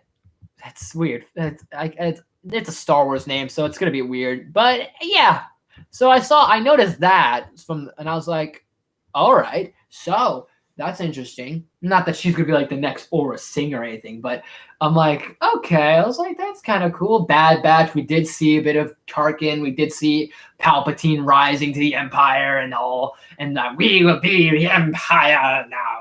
And now you can't do anything about it because now it's the end. It's after Revenge of the Sith because now it is the Empire, no longer the Senate. So I like that Bad Batch is basically like, all right, we need to somehow like covertly destroy the Empire and do whatever it takes. And most likely these guys are going to die. And I think that's going to be very obvious because they don't show up later on. They don't show up in Rebels. There's no references on Rebels. Unless maybe we see reasons, or maybe see more of Rex. We maybe see more of like Echo and Fox and whoever else survived. Order 66 wound up in Rebels, so we shall see. But yeah, I think Bad Batch looks great. All of this looks great. But I think wait, hang on. What was I saying before this? Oh, it was either Bad Batch. I'm trying to remember. No, it wasn't Bad Batch. I'm trying to remember which movie it was. It was either the movie or series that either had. It was either Armor Wars, Moon Knight, or something else that has the producers of Bad Boys for Life. So that sounds pretty dope. So I can't wait for that. There might be, I think, someone. Oh, I think hang on here. Either it was Luca or some other film has the director of Moonlight. So the Oscar award-winning movie Moonlight. So I love that. So I'm trying to remember which movie it was. I wish I remember which movie it was, but I'm glad at least that's happening. So I want to at least give those creators props because you gotta give respect where it's due and pay where it's due, especially the guys behind the scenes, especially the people behind the scenes, like the directors, the producers, the writers. Like they're great when it comes to their craft. Like I said, Dave Filoni, he gave us Clone Wars. And with him and Jon Favreau doing Mandalorian. Now they're doing Bad Batch and all that. So you gotta give them credit. And this is just coming from me because obviously, like I want to be a director, so and obviously when you're a movie critic and when you want to be a movie director, you gotta at least like mention how much these people impact the product that you're getting. So absolutely there for sure. But anyways, back on track. So we have Winter Soldier and Falcon, we have WandaVision, and we have the Hawkeye series happening. And I kind of wish we could have gotten maybe at least a teaser for Hawkeye, but it's whatever. I get it. 2022 or 2021. So we'll see. We'll just wait. So we got time. What If looks great. I like. They didn't show a lot of What If episodes, but we did see the ones that we knew of. Like we knew of What If T'Challa was Star-Lord. I like that we saw more of that. I think that was cool. Like how here's Prince T'Challa. He gets picked up by Yondu, and I thought that was great. I was like, oh, it's so cool hearing, like, obviously your MCU favorites like Michael Rooker, Samuel Jackson, Haley Atwell, the obviously late Chadwick Boseman, who's going to be doing the voicing for Star-Lord, who's going to be obviously T'Challa, Black Panther, Star-Lord, so that sort of thing. So that's that there. I'm trying to think second. Give me a minute. Who else is going to be? Was supposed to be in talks of this? Michael B. Jordan, Josh Brolin, maybe Robert Downey Jr. I think Chris Evans. I think some of those characters. Tom Hiddleston's going to be involved. So there's definitely a lot of A-listers, a lot of MCU A-listers. And I like, and basically it's the episodes that we all saw, and I like that. However, what we didn't know of was a Doctor Strange one. Well, we did know of Benedict Cumberbatch, but we got to see footage of it. Like I was kind of a little like surprised because we saw the Marvel Zombies, we saw T'Challa being Star-Lord, we saw Peggy Carter become Captain America or Captain Britain or Union Jack or whatever she's going to be called, probably Captain Britain because she's from Britain or something along those lines, something like that, give or take. So that's going to be happening. She's our super soldier now. So Dominic Cooper is like, we need more of you. And then she's like, you have a super soldier right here. I was surprised to see the footage with Benedict Cumberbatch. I saw like instead of him going into the whole like weird trippy psychedelic multiverse that the Ancient One showed him, we saw like this dark dimension that him like casting like basically like what's it called, like they're casting all sorts of like dark spells and things associated with Dormammu and like the what's the circle with the star. I can't remember what that's called. Alistair, you might know this. It's the circle with the star in it. I can't remember what that's called. Do you know what that is, dude? Person, demon, if you know what I'm talking about. The hexagon or something like that, or whatever it is. It's something with like it's a circle, it's a star, and it's like an around like sort of thing like that, like a worshiping thing. Like basically the point I'm trying to make is Doctor Strange was doing shit like that, and he wound up fighting like his evil self, or he wound up fighting like a darker version of him, or like a I don't know, but it was like a weird trippy thing that I was like, wait, is Doctor Strange evil in this one? Like, is he the disciple of Dormammu? And I thought to myself, I was like, if that's what they're doing with this What If episode, I was like, called it. Because I did a top 10 video talking about if Doctor Strange was evil, or if he was a disciple of Dormammu or something, where Doctor Strange was led down the dark side, and how he's a worshiper and basically a hell spawn of Dormammu. So I think that's great. So I thought that was really cool. That took me by surprise a little. And that's mainly all. I mean, we did see other footage of, like, we saw a bit of Robert Downey Jr.'s Iron Man, we saw Black Widow, we saw other characters, but man, I loved What If. And then I think the best one that I'm saving for last was indeed Loki. Like, I can't get enough of that. That was the probably best show I saw, like the best trailer, I mean, because man, it's interesting. It's like, it's got like this whole this whole like big thriller to it, like criminal thriller to it, like psychological thriller meets like Criminal Minds meets Loki. Also the vibe it gave me, which was so cool, like and CSI, Forensics Files, and all these like vibes to it. X-Files meets Loki meets Marvel, and it had this vibe to it. It was really cool. It was trippy. It was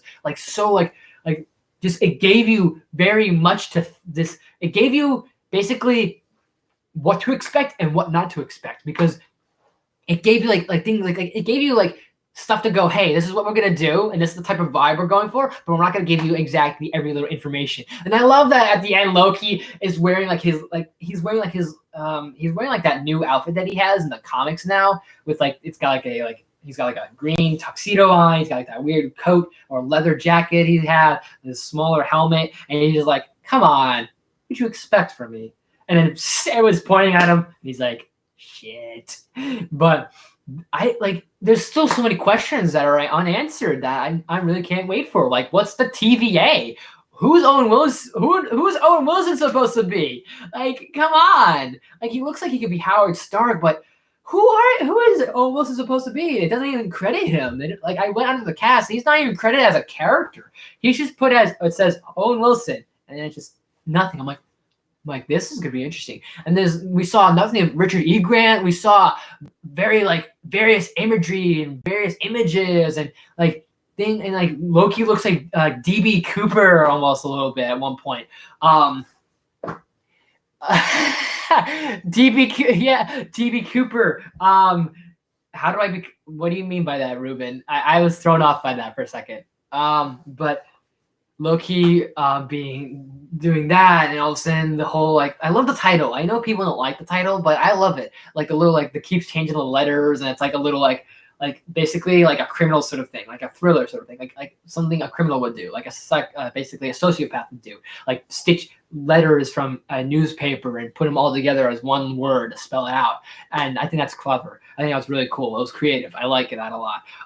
Just a lot, like, just so many visuals too. We might see Vormir maybe, which I think we saw an image of Vormir, and there's maybe all these, whoever's hunting down Loki and why he's being basically interrogated and all this other stuff. Try saying Cecil Pinotti. Cecil Pinotti? Okay.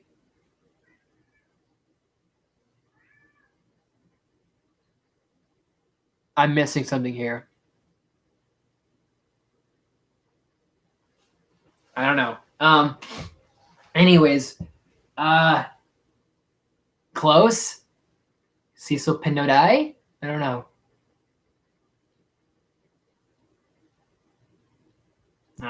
Never mind.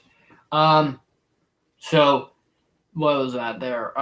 But we might see things like we might saw Vormir. There's people hunting him down. He's being like interrogated for whatever costs, for whatever reasons. And some odd reason now Owen Wilson knows shit about Loki. And because he's like, you lied about you not wanting to talk. You missed the middle. I said Cecil, like C, cell, and then pin.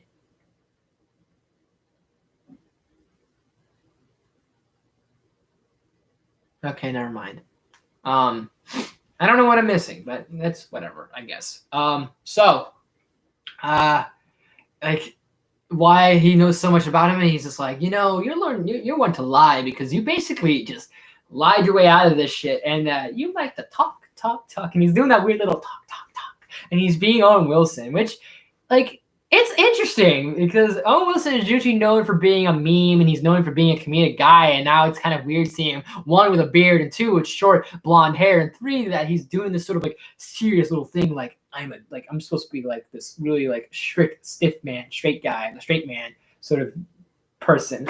But yeah, so, like, there's so much stuff that can be said about Loki. I don't even know what to even go into. And honestly, where does he first travel to? What's with these people that had like those weird like statues, like almost like the living tribunal almost to me? Like, I was getting like vibes like that, like cosmic vibes, maybe worshiping. I was thinking to myself, like really? I was like, what? I was like, I trying to fathom everything, but everything was thrown at me so fast because it just gives you very little information, so much to take in.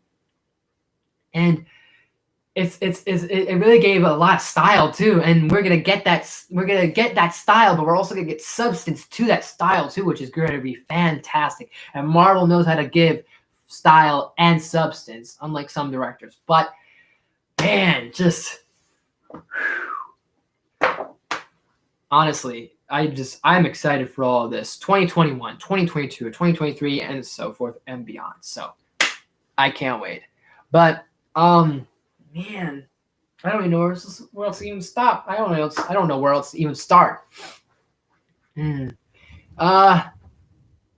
me just check something real quick on my thing here.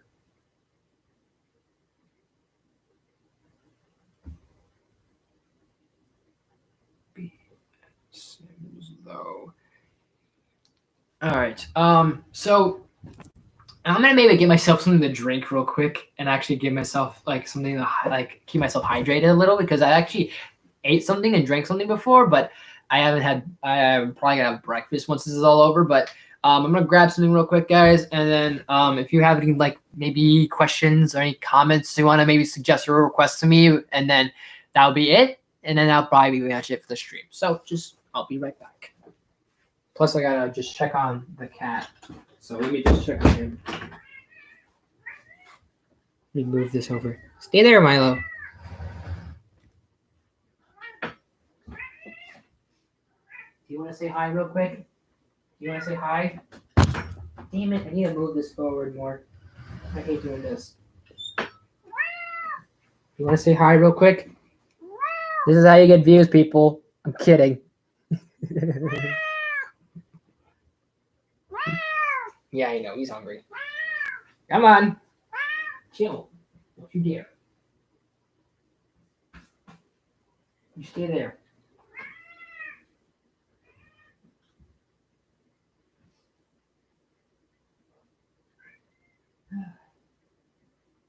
Happy.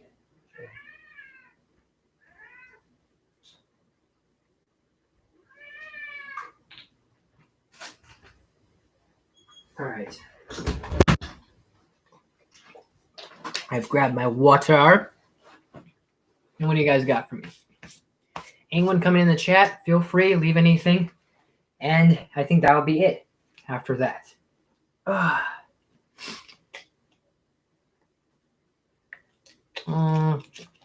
Let's see. I will probably do that most likely on my own, to be honest, Sister Cassie. I'm definitely for sure reviewing WandaVision. That is definitely happening. Definitely reviewing Winter Soldier and Falcon. Definitely Loki. Definitely What If. Those things will definitely happen. Everything else will just come as it goes. Well, not just come as it goes, but they'll happen here and there. But I'm gonna watch those shows and review them the moment the seasons are done. Like, as soon as season 1 of WandaVision is done, boom, there you go. TV show review for you guys right there. And then once Loki's done with the season, boom, then I'm going to go right into it. So, yeah. Okay, I thought I saw something. It's weird. Maybe I'm just seeing shit. I don't know. Nah, I'm good. Yeah, just the light probably throwing me off and crap. But Star Wars stuff will probably happen. But not, like, it's gonna all the stuff will eventually happen. It's not like I'm gonna not do it. I don't know if I can, Brandon Williams. Or am I gonna recap on the Game Awards? I don't know if I can, honestly, because like I said, I didn't get an opportunity to see all the Game Awards because I couldn't find it on YouTube, and like I said, it's my PlayStation TV. Just I didn't get the opportunity to, unfortunately. But I could just say real quick that Sephiroth happened in Smash Bros. And boom. Once this whole Rona thing's over, which it's the Rona, let's face it. Once this whole Rona thing's over, I'm going to try and see if Jaden and I, my buddy, my YouTube buddy, well, not just my YouTube buddy, but my buddy, my friend, Jaden, who's actually my neighbor, who actually is a friend of mine, over at J&T Incorporated. We're going to see if one day when this whole Rona thing's over, we can actually like start doing our streams again, start doing like live streams over there, start doing like Smash Bros content on his channel. And feel free to make sure to subscribe to him as well, because he does great Smash content. He loves doing Smash. What else is there? He does mainly Smash Bros. He'll do maybe Final Fantasy here and there and some other stuff, but he does Smash Bros. Might do. All right, well, nice for you to come on by, Alistair, and make sure all of you guys are here, and anyone that's new here or whatever, make sure you smash that like button, and if you're new, make sure you just subscribe. They're all free. It's all free. It's no charge whatsoever. I'm not paying. I'm not saying, hey, here, I'll give you $1 to do this, or it costs you like $10 to subscribe. No. Can you do a review? I'm not gonna review the season of The Masked Singer. I'm already working on a top 10 list for Masked Singers of season 4. I already have like half it done.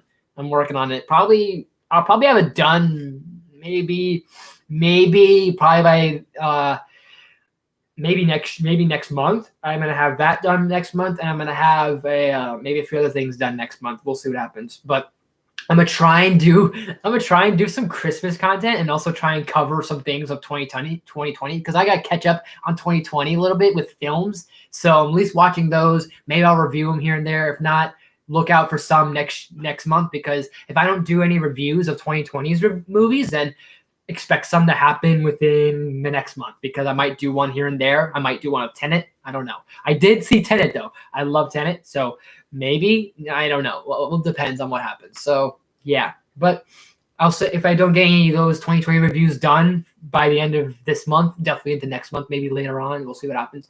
Honestly, it's going to be a little difficult. I'm going to try my best here. And gaming obviously has been on a big hiatus for me. I know that. I understand that. It's been kind of difficult. Streaming stuff's been a pain right now. And then my recording sessions for gaming content has kind of been on hiatus as well, because of just me trying to just roll with the punches right now, and just me dealing with things personally, and me dealing with my job. And I'm not saying in a bad way. I don't hate my job. I like my job. My job's fun. It actually has its perks to it a little bit. I don't get that much perks out of it, but I enjoy my job. I like working there. I like working at Petco. It's fun.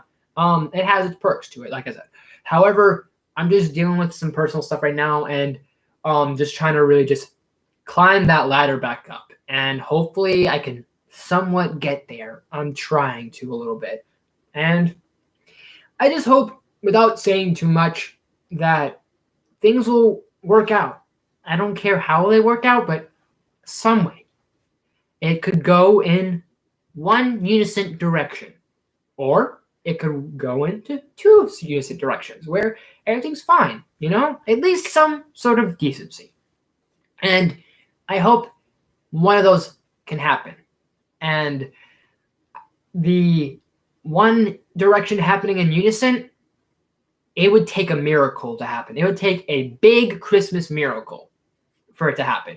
So I'm going to try and do, but my point I make is I'm going to try and do the best I can to juggle this content, my YouTube content, along with my personal self, and also try and juggle my project I'm doing, my short film I want to eventually do, and put it on the channel here for you guys, and hopefully maybe put it out for Sunset film festivals, put it out for film festivals in general, and just start doing that from there. Let's see. I am happy for Christmas reviews. Yes. There will be some more. There'll be a few more. I might do maybe one or two more before the end of this month, before I have to do my best moves of 2020, my worst moves of 2020. So probably before that, maybe after them, we'll see. We'll see what happens. Depending on when I put my list down. Like, let's say if I do my best and worst lists for, like, let's say the 26th and the 27th, then I might squeeze in another like Christmas review, like the 28th or the 29th before the new year.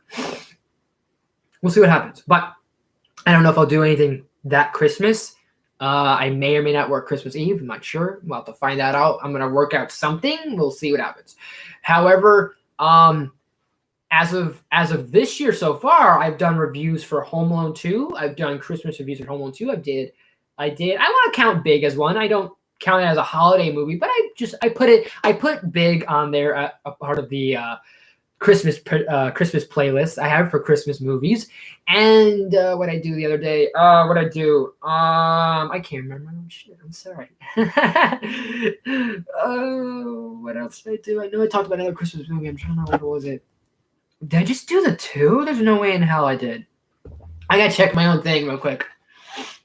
Oh, shit. I gotta double check on this real quick. Releasing. Yeah, we're getting Winter Soldier and Falcon, Loki, and WandaVision within the same year. So that is still amazing. Let me see here. Where's me? I know I did another one. Oh, I did the vlog. That's what I did, I think, right? Did I? Oh, no, I did Gremlins. I did Home Alone 2, and I did Big. I did those 3 so far. If you want to go check those out, I have a playlist of Christmas stuff already for you guys all set, and I'd like to have those things. Oh, wow. So they pushed it. They pushed Spider-Man. So Spider-Man 3 come out in 2022. Wow. Okay. That actually, I shouldn't be surprised by. This is what I mean. Like, look at Loki here. This is what I mean. Like, he's wearing that new like getup he has in the new Marvel comics. So it's kind of cool. I was surprised to see that image. I was like, I lost it. But Tom Hiddleston he's gonna have a fucking blast. Oh yeah, the Alien series. Alien series is actually still happening. I forgot about that. Oh, actually, before I do go, I do remember actually one little thing I do have to say about this whole Disney Plus thing that's going on. So what Disney was going to do and what they planned to do is they wanted to expand their content and they want to expand the variety. And not only did we get that with Marvel, Star Wars, and their Pixar and their animation, but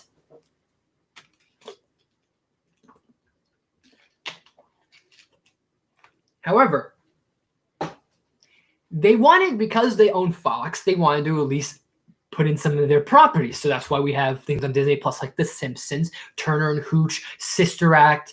I don't think that's a Disney thing. If it is, fine. If not, then that was from Fox.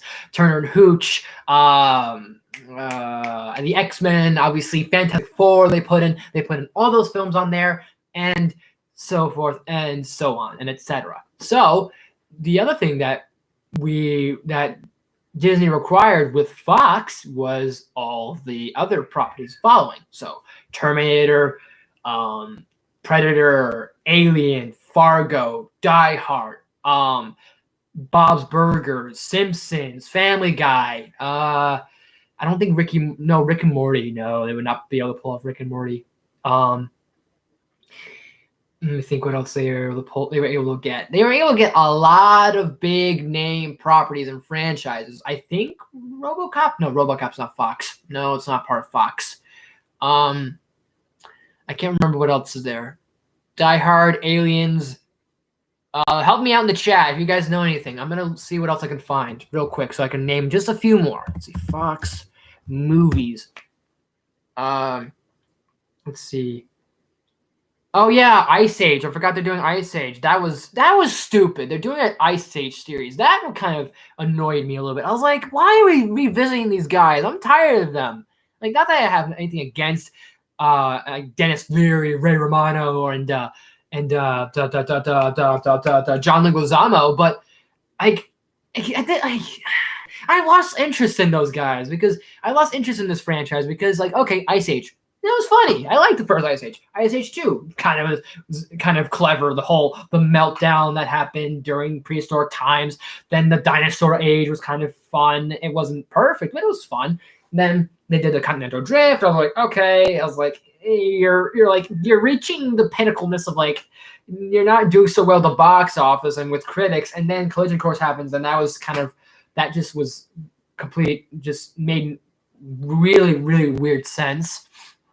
And now they're doing a TV series, and I'm like, okay, yeah, we're seeing that Buck guy, the little weird weasel ferret thing, but no, I don't know. But anyways, back to the whole Fox thing. They have Anastasia, which now they put on Disney Plus, Ice Age, New Mutants, Home Alone, Avatar, Titanic, Deadpool, Alien, The Simpsons, Borat, Die Hard, Kingsman franchise, Terminator.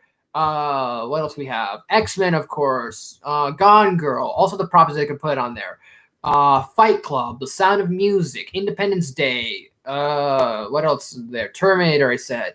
I think Blade Runner. No, not Blade Runner. Night Museum. Yeah, they're doing a fourth Night Museum, so that's why they have, because of Fox. Planet of the Apes, Giant Olympic Kid, West Side Story. What else? Rocky Horror Picture Show, Princess Bride. All sorts of things that they can do. Cheaper by the Dozen, which they're doing another movie of, which it's like, okay.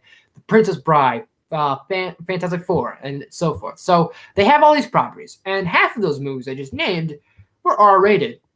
Deadpool, R-rated. Alien, R-rated. What else? Die Hard is R-rated. Kingsman's R-rated. Terminator franchise is R-rated. Deadpool, I already said. Gone Girl, Fargo, Fight Club. Those are R-rated films. So, oh yeah, and they're doing something with, like, what is it, with Mr. Fox, Fantastic Mr. Fox or something? I don't know. Anyways, the point I'm making is they have some R-rated content from Fox. So, what Disney's looking to do, and this will be the final thing I say, is Disney's looking to do is they want to put some R-rated content on Disney Plus. However, Disney Plus is like mainly a friendly thing, more or less. Like, okay, yeah, there's PG-13 things and a little bit above PG-13 stuff. However, there's a lot of stuff in things like Deadpool and Die Hard that really don't scream family friendly in a kid's film, and something you could put on for the family and just go, let's watch Die Hard, or let's watch Gone Girl. So yeah, that doesn't scream family friendly for their marketing and for how Disney is usually known for. So they came up with, there's a leak that we saw called Disney Plus 18 Plus or something like that. Then during this investor thing, they said, hey, we have this thing called Hotstar. So Hotstar is going to be a part, and I know this is going to sound boring, but if you want to know about Disney Plus, and you want to know about these movies, you want to know about this content, you want to know about this franchise and everything that involves Disney, then just make sure you just stay tuned for this thing. It's not going to be the most exciting thing, but I'm going to try and make it somewhat interesting. So Hotstar is going to be this thing that they're going to have with Disney Plus, Hulu, ESPN. It's going to be a bundle. So you can have all these streaming services. And that Disney Plus all has, like Hulu, it has ESPN, and it has Hotstar. And Hotstar is going to give us stuff like Kingsman. It's going to give us stuff, is going to have, Disney is doing a live action Anastasia, but not on Disney Investor Day. Did not know that. I mean, I guess you could. Like I said, they own Anastasia. Anastasia is a part of Fox, so they could do that. E.T. is a part of Fox. They could do some with E.T. if they wanted to. They could do some with Aliens. They're doing some with Predator. If they really wanted to, they could do some with Terminator, but don't, because Dark Fate just did that to themselves. And yeah. So, and then they're going to do Kingsman stuff. So I'm interested in Kingsman. I like the first Kingsman. I loved it, honestly. The second one I have not seen, but the Kingsman is a prequel thing, so we'll see what happens. I like Djimon Houser, who's going to be in it. I love that guy, honestly, as an actor. He's an underrated, supporting actor who does, things like Korath from Guardians of the Galaxy to the wizard from Shazam. My name is Shazam. Seriously, say it! All right! So I love that. He's great in things. He's not even a supporting actor all the time. He was Drago from How to Train Your Dragons. Man, I forgot about that. Anyways, enough about that guy. So yeah. Anyways, so they Kingsman is happening, and there's going to be like 3 or 4 other films they're going to do with the Kingsman. So I'm like, okay, Kingsman 3, probably a 4th, maybe 5th if they would have wanted to, but let's face it, they're going to stop at 4. So, so they want to do, they're going to do this hot star thing where now they're going to have like all these movies like Terminator, you can have Die Hard, you can have all these films that are R-rated, New Mutants, Logan, and all these properties that are R-rated, you can put on that star called Hotstar. So the problem with Hotstar, from what I've gathered, is it's only for the international people. So us Americans aren't going to get it. We only have Hulu. And the problem is Die Hard's not on Hulu. Deadpool's not really on Hulu. Logan's not on Hulu. New Mutants isn't. None of these properties are on Hulu. Okay, there's TV shows like Simpsons and Family Guy, but nothing that, if we want these properties that Fox is now under Disney's umbrella, we can watch. And we can't, and because these properties aren't on Hulu, it's going to be hard to have things like Deadpool 3 on Hulu and Predator 5 or Predator 4 or whatever the hell we're at this point. Because Predator 1 is canon, Predator 2 is canon, Predators is canon. Anything else afterwards is not canon. I don't know if AVP is canon, but they are their own spin-off stuff. 2018's Predator is not canon, so it might be a 4th Predator or 5th. I don't care. Honestly, it's kind of odd that they're doing a 5th Predator to me, in my opinion. But whatever floats your boat. They're doing an Alien series, which is not going to be on Hulu. So this is all going to be stuff that's going to go to Hotstar, and it's going to be on international waters. So why have the international option? Why give this to international and not us Americans? I mean, let's not saying let's have we're going to take it and the international doesn't get it. Why not distribute it to us too? Have international keep it, so that way international people can watch them, and then have us have it as well. But we don't have that option. And then even with international people, it's a bundle that you have to get. With Disney Plus and that, Hotstar might be extra, or it might be a whole thing that, okay, you get Disney Plus and you get everything else underneath it, which is going to cost you extra, which obviously is going to have money pays. So, yeah, unfortunately, we don't know if we'll ever get a Hotstar. I want there to be like an 18 plus thing so we can have these things show up on Disney Plus underneath their umbrella, because Disney is kind of like, yeah, we could start doing some things like that. Like we got some content that we can play with a little bit. It may not be under our family friendly thing, but we can try and expand our horizons a bit. So I think that would definitely help, especially if we ever get this and they put Daredevil on there, they put Punisher on there, they put Luke Cage, Iron Fist, Jessica Jones, even the Defenders. You put those shows on there, those mature content shows on there, and this could really expand your universe a little bit. This could expand it in many ways possible. And they could do a lot of things and a lot of advantages and a lot of benefits and perks you can have. Because now, let's say Daredevil's now on Netflix. Let's say it's now on Disney Plus, or this 18 plus thing. You can now do a renew. You could renew the season. You can do a season 4. You can, instead of canceling Daredevil, instead of canceling it for season 4, you can now put it under your belt, because now Netflix doesn't have these things anymore. They have now the rights back to Disney. So Disney can use these characters again. Maybe do a season 4 for Daredevil. Do a season 3 for Punisher. Do a season 2 for Luke Cage. Do a season 3 for Jessica Jones, or season 4 for Jessica Jones. Do a season 2 or 3 for Iron Fist. Maybe see if that goes anywhere. If it doesn't, then forget about Iron Fist, honestly. I feel bad for the guy, but forget about him. Defenders. Do all stuff shit like that. And that will get people interested. That will get people fascinated. And that way we can see these characters maybe show up in the MCU, since Daredevil is being rumored for Spider-Man 3. And then that there's a possibility we can see him maybe in She-Hulk. Maybe Kevin Feige does want that. And especially because of these rumors and because of that, maybe there's a possibility.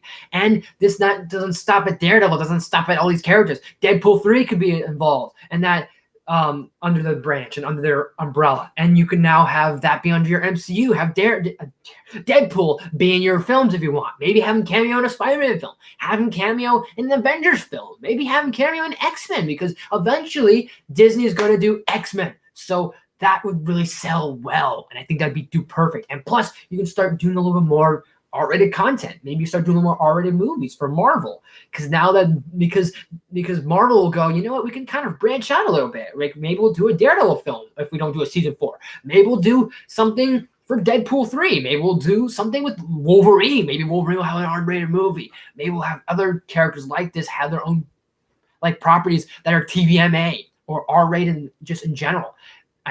So I think that would be really cool. I hope they do this somewhere down the line. I hope Disney gets a hold of this idea, especially if you want to do an Alien series, because Alien, my God.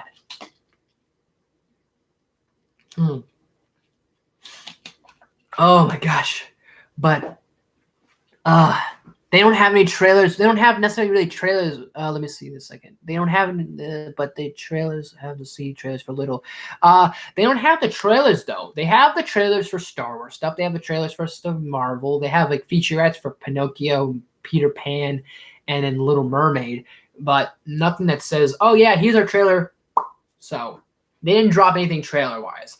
And I think they did. There were times during the Investor Day, they were like, hey, take a look at this. And then it just cut away to anything that I'm like, oh, we could have saw that? I was like, you know what? Whatever. They wanted to show us the Marvel stuff. They wanted to show us the Star Wars stuff, and I'm happy we got to see the Marvel stuff and the Star Wars stuff for sure. But I think I'm good for today. If you guys have any more questions, I'll give it like maybe... Let's do 3 more minutes. Let's say 3 more minutes. So around 42, around 10:42, 10:44, I'm going to end the stream. So if you guys have any last final thoughts, any suggestions, anything whatsoever, feel free. And if not, I'm going to call it a day and just prep myself for later, because I'm going to hopefully start doing some things like for my short film, because I'm supposed to meet up with my friends, both Mike, aka Lemon Tunes, and Jesse, aka Derpy Nachos. Which, guys, you need to check out more of my shit. But don't be shy if you're new to this channel. If you're just checking this out, don't be afraid to hit that subscribe button, and that way you can check out. And then make sure you ring that bell to be notified of new videos I do every day and every week. I do all sorts of crazy content that happens: top 10s, gaming, vlogs, Q&A. I'm gonna try and do a little more vlogs, maybe a little bit of updating. This is just catching up with me sort of thing, sort of moment. And anything else associated with movies, TV shows, media, I will talk about. So anything that's associated with like characters, like comics, I will talk about comics. Actually, speaking of comics, I just remembered, where did I put you? 2 things that happened earlier this week. I was lucky enough to buy myself Batman Under the Red Hood. I know it probably wasn't worth it. It was. I mean, it's worth it. I mean, I love Under the Red Hood. I love this comic. I love the underrated Under the Red Hood movie, the animated movie that came out a while ago, years ago, back in like 2005, 2008, I think. I love that, honestly. I loved this book and reading this. So I decided to pick it up myself one day, because I read it one day and I decided, you know what, I was like, I want to buy this.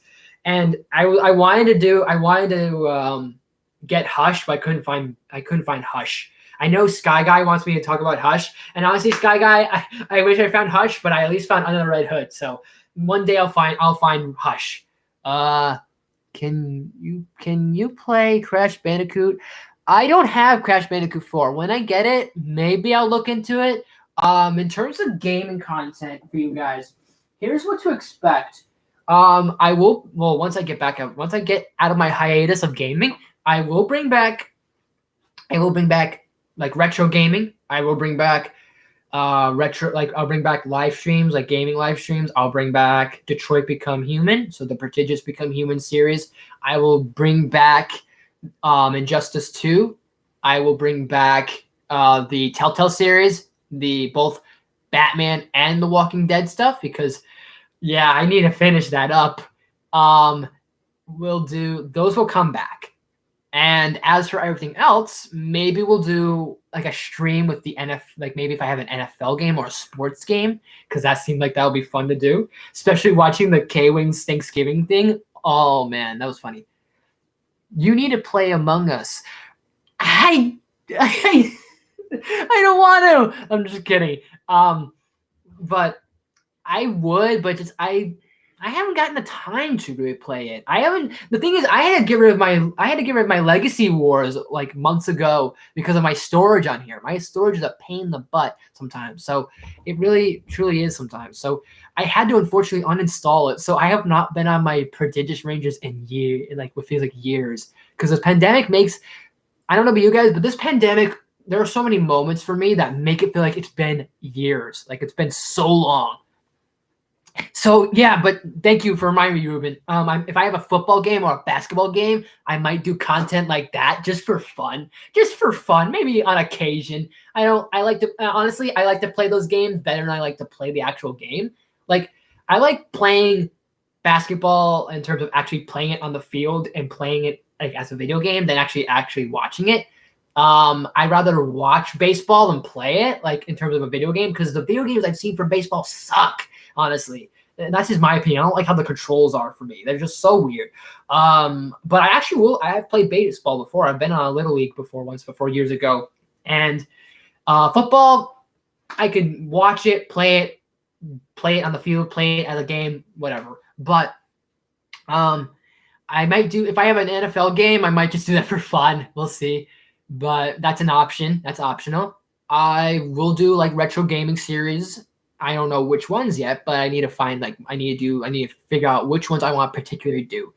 And then hopefully, I'm hoping, fingers crossed, I can one day just do, I could do Danganronpa, and Danganronpa 2 is amazing. Maybe if I do own those, I can find them. However, if I need, hopefully one day, fingers crossed, I want to start doing verses again. I want to start doing verses. I want to start doing like Injustice stuff. Maybe I'll do Battle for the Grid. If I ever get Battle for the Grid, if I ever get Dragon Ball Fighters, if I ever get if I decide to do if I do something with my friends doing MK11 or something. So who knows? Point I'm making is I want to do a versus series. I want to start doing versus stuff. So I'm gonna try and find games and maybe that I can do versus content with. So not just do it against myself. I want to actually have someone like tag along. So maybe my friend, friend or friends, or depending on who it is. So who knows? Maybe certain people, we'll see, depending on where things will go. But I honestly hope. So I'll do those. I will eventually get to Cyberpunk. I know it's going to be, everyone's doing it already, but I want to do Cyberpunk. I'm gonna buy it. I'm gonna do Cyberpunk eventually. Let me think what else do I have in mind. I could maybe do the story for Battle for the Grid, but I might just do the versus stuff, to be honest, guys. What else is there? I actually do not know what else I'll be doing for this channel in terms of game content, but I will be bringing back those series, and I'll be bringing back more stuff as well. So look forward for those eventually. Oh, my Kingdom Hearts stuff. Dream Drop Distance. Not my Dream Drop Distance. Dream Drop. Not Dream Drop. Was it Dream Drop Distance? Yeah, Dream Drop Distance. I'll be bringing that back, and eventually, once I do that series, and once I finish that up, I will do Kingdom Hearts 3. So that will be of those series and those gaming stuff as well. Danganronpa 3. I think I've heard of them, but I don't think I own them. But I might look into them. In terms of retro stuff, I might do Crash. I might do Spider-Man. We'll see. I don't know. I might, you know what? I might, if I ever have my friend Jaden over again, if I ever have Jaden over, and if you're watching this, dude, we're doing the WWF SmackDown. We're doing that. We're going to do that one day. That's going to be funny as hell. And hopefully, I hope you found that one game that came out this year. What was the game that came out this year that was bad? It was a wrestling game that was bad. What was it, like an all-star thing or battles something? Hold on. Let me see if I remember this correctly. I'm going to see if I remember the name of the What was the name of it? Oh my gosh, where was it? What was it? Oh, I can't remember. Fudge. Where was it? The where is it? Where is it? Where is it? Where is it? Where is it? Where is it? Where is it? Where is it? Where is it? Where is it? Where is it? What was it called? What was it called? I can't remember the name of the game. I gotta look at this real quick. Where is it? What was it called? Oh yeah, Kratos is in Fortnite. I think that's stupid. I think that Master Chief's in Fortnite. I think that's stupid as well. Let me think here. Damn it. I'm trying to remember. What was the name of the game? I'm trying to find it. I'm looking for it. Wrestling games. Damn. Damn it, I can't remember the name of the game. I wish I had wrote it down somewhere. Oh no, it was. Oh, here it was. Here's what it was. It was WWE 2K Battlegrounds. Jaden, if you're watching this, my dude, if you ever get that game, we definitely gotta do that together. I'll think about it though, Ruben. I'll think about it, Sister Cassie. So it's all good. It's all good. It works out. But I think we're gonna call it a day. I'm gonna at least get myself something to eat. Maybe, if I'm not doing anything next Friday, which I might be, I'll maybe game something. I might do a gaming stream. We'll see. We'll do that for a bit. Just myself, just chilling out, hanging out. We'll see what happens. But I appreciate you guys. Thank you so much for watching this. And as always, if you like this video, please smash that button. If you're new to my channel, please subscribe. I do awesome videos every day, if not every week. And make sure you let me know in the comments any suggestions, any questions, anything whatsoever. Maybe we could start doing more live Q&As sort of thing. I would like to do that. Maybe we'll just do regular Q&As. Just if you want that, make sure you just leave questions and leave any comments down below. And then make sure, so that way I don't answer your questions in the comments. Make sure when you leave your comment, like your question, make sure you leave your question in the comments. And you need glasses or something? I don't play. Oh, please be easy and please be nice to each other, you guys. But anyways, when you guys do leave your questions for, let's say for Q&As or live Q&As, make sure you leave a hashtag like live Q&A or just Q&A. So that way I know, okay, they're for Q&As. Put hashtag Q&A only or hashtag live Q&A only. So that way I know for sure, for a fact, I'm like, okay, those questions I'll save for a Q&A or for a live Q&A. That way I'm not like, oh, I'm answering your questions in the comments. So make sure you do that. If you have any questions or any comments, leave them in the comment section. If you have any of those questions like that whatsoever, if you have any questions or any suggestions or requests, leave them in the chat, leave them in the comment section below. And make sure you ring that bell to be notified of new videos I do every day, if not every week. Like I said, I'm juggling a little bit of stuff going on right now. Me personally, just doing a little bit of things like in terms of just stuff in general, like my job, working, and then also the other stuff that's happening right now. By the way, I was lucky I got this in the mail. Actually, I didn't expect this to I didn't expect this to happen. I didn't expect to get this in the mail, but this was so cool. I couldn't help but just all of a sudden just get so giddy when I saw this. But I got my own little Red Hood mask. I saw this and I was like, I bought it. So yeah, I love that a ton. I got a screaming cat that I'm gonna probably go feed in like 30 minutes or so.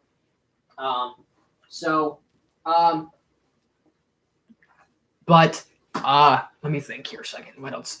Make sure you share the video with family or friends if they're interested in this sort of thing. That's whatever. But what else can I inform you guys on? I have no real like idea on my next Christmas review. I might do something with Rankin and Bass, something fun like that. Maybe I do have one in mind, but maybe. And then if I really want to, I might just talk about Elf, because Elf's great. I mean, you can't go wrong with it. But then again, I might find me something that maybe that I could just go trash on. Maybe Home Alone 3. But then again, I like, never mind. Let's forget about Home Alone 3 for a moment, just for a moment, okay? But but also look out for any regular reviews that will be happening, anything holiday related, anything else related in media, or anything from Awesome News or anything like that. And also make sure to look out for my top 10 best movies of 2020 and my worst movies of 2020. That'll be happening probably next week or probably the end of this month. So make sure you guys look out for that. Anyways, guys, thank you so much for watching. And as always, I will see you next time.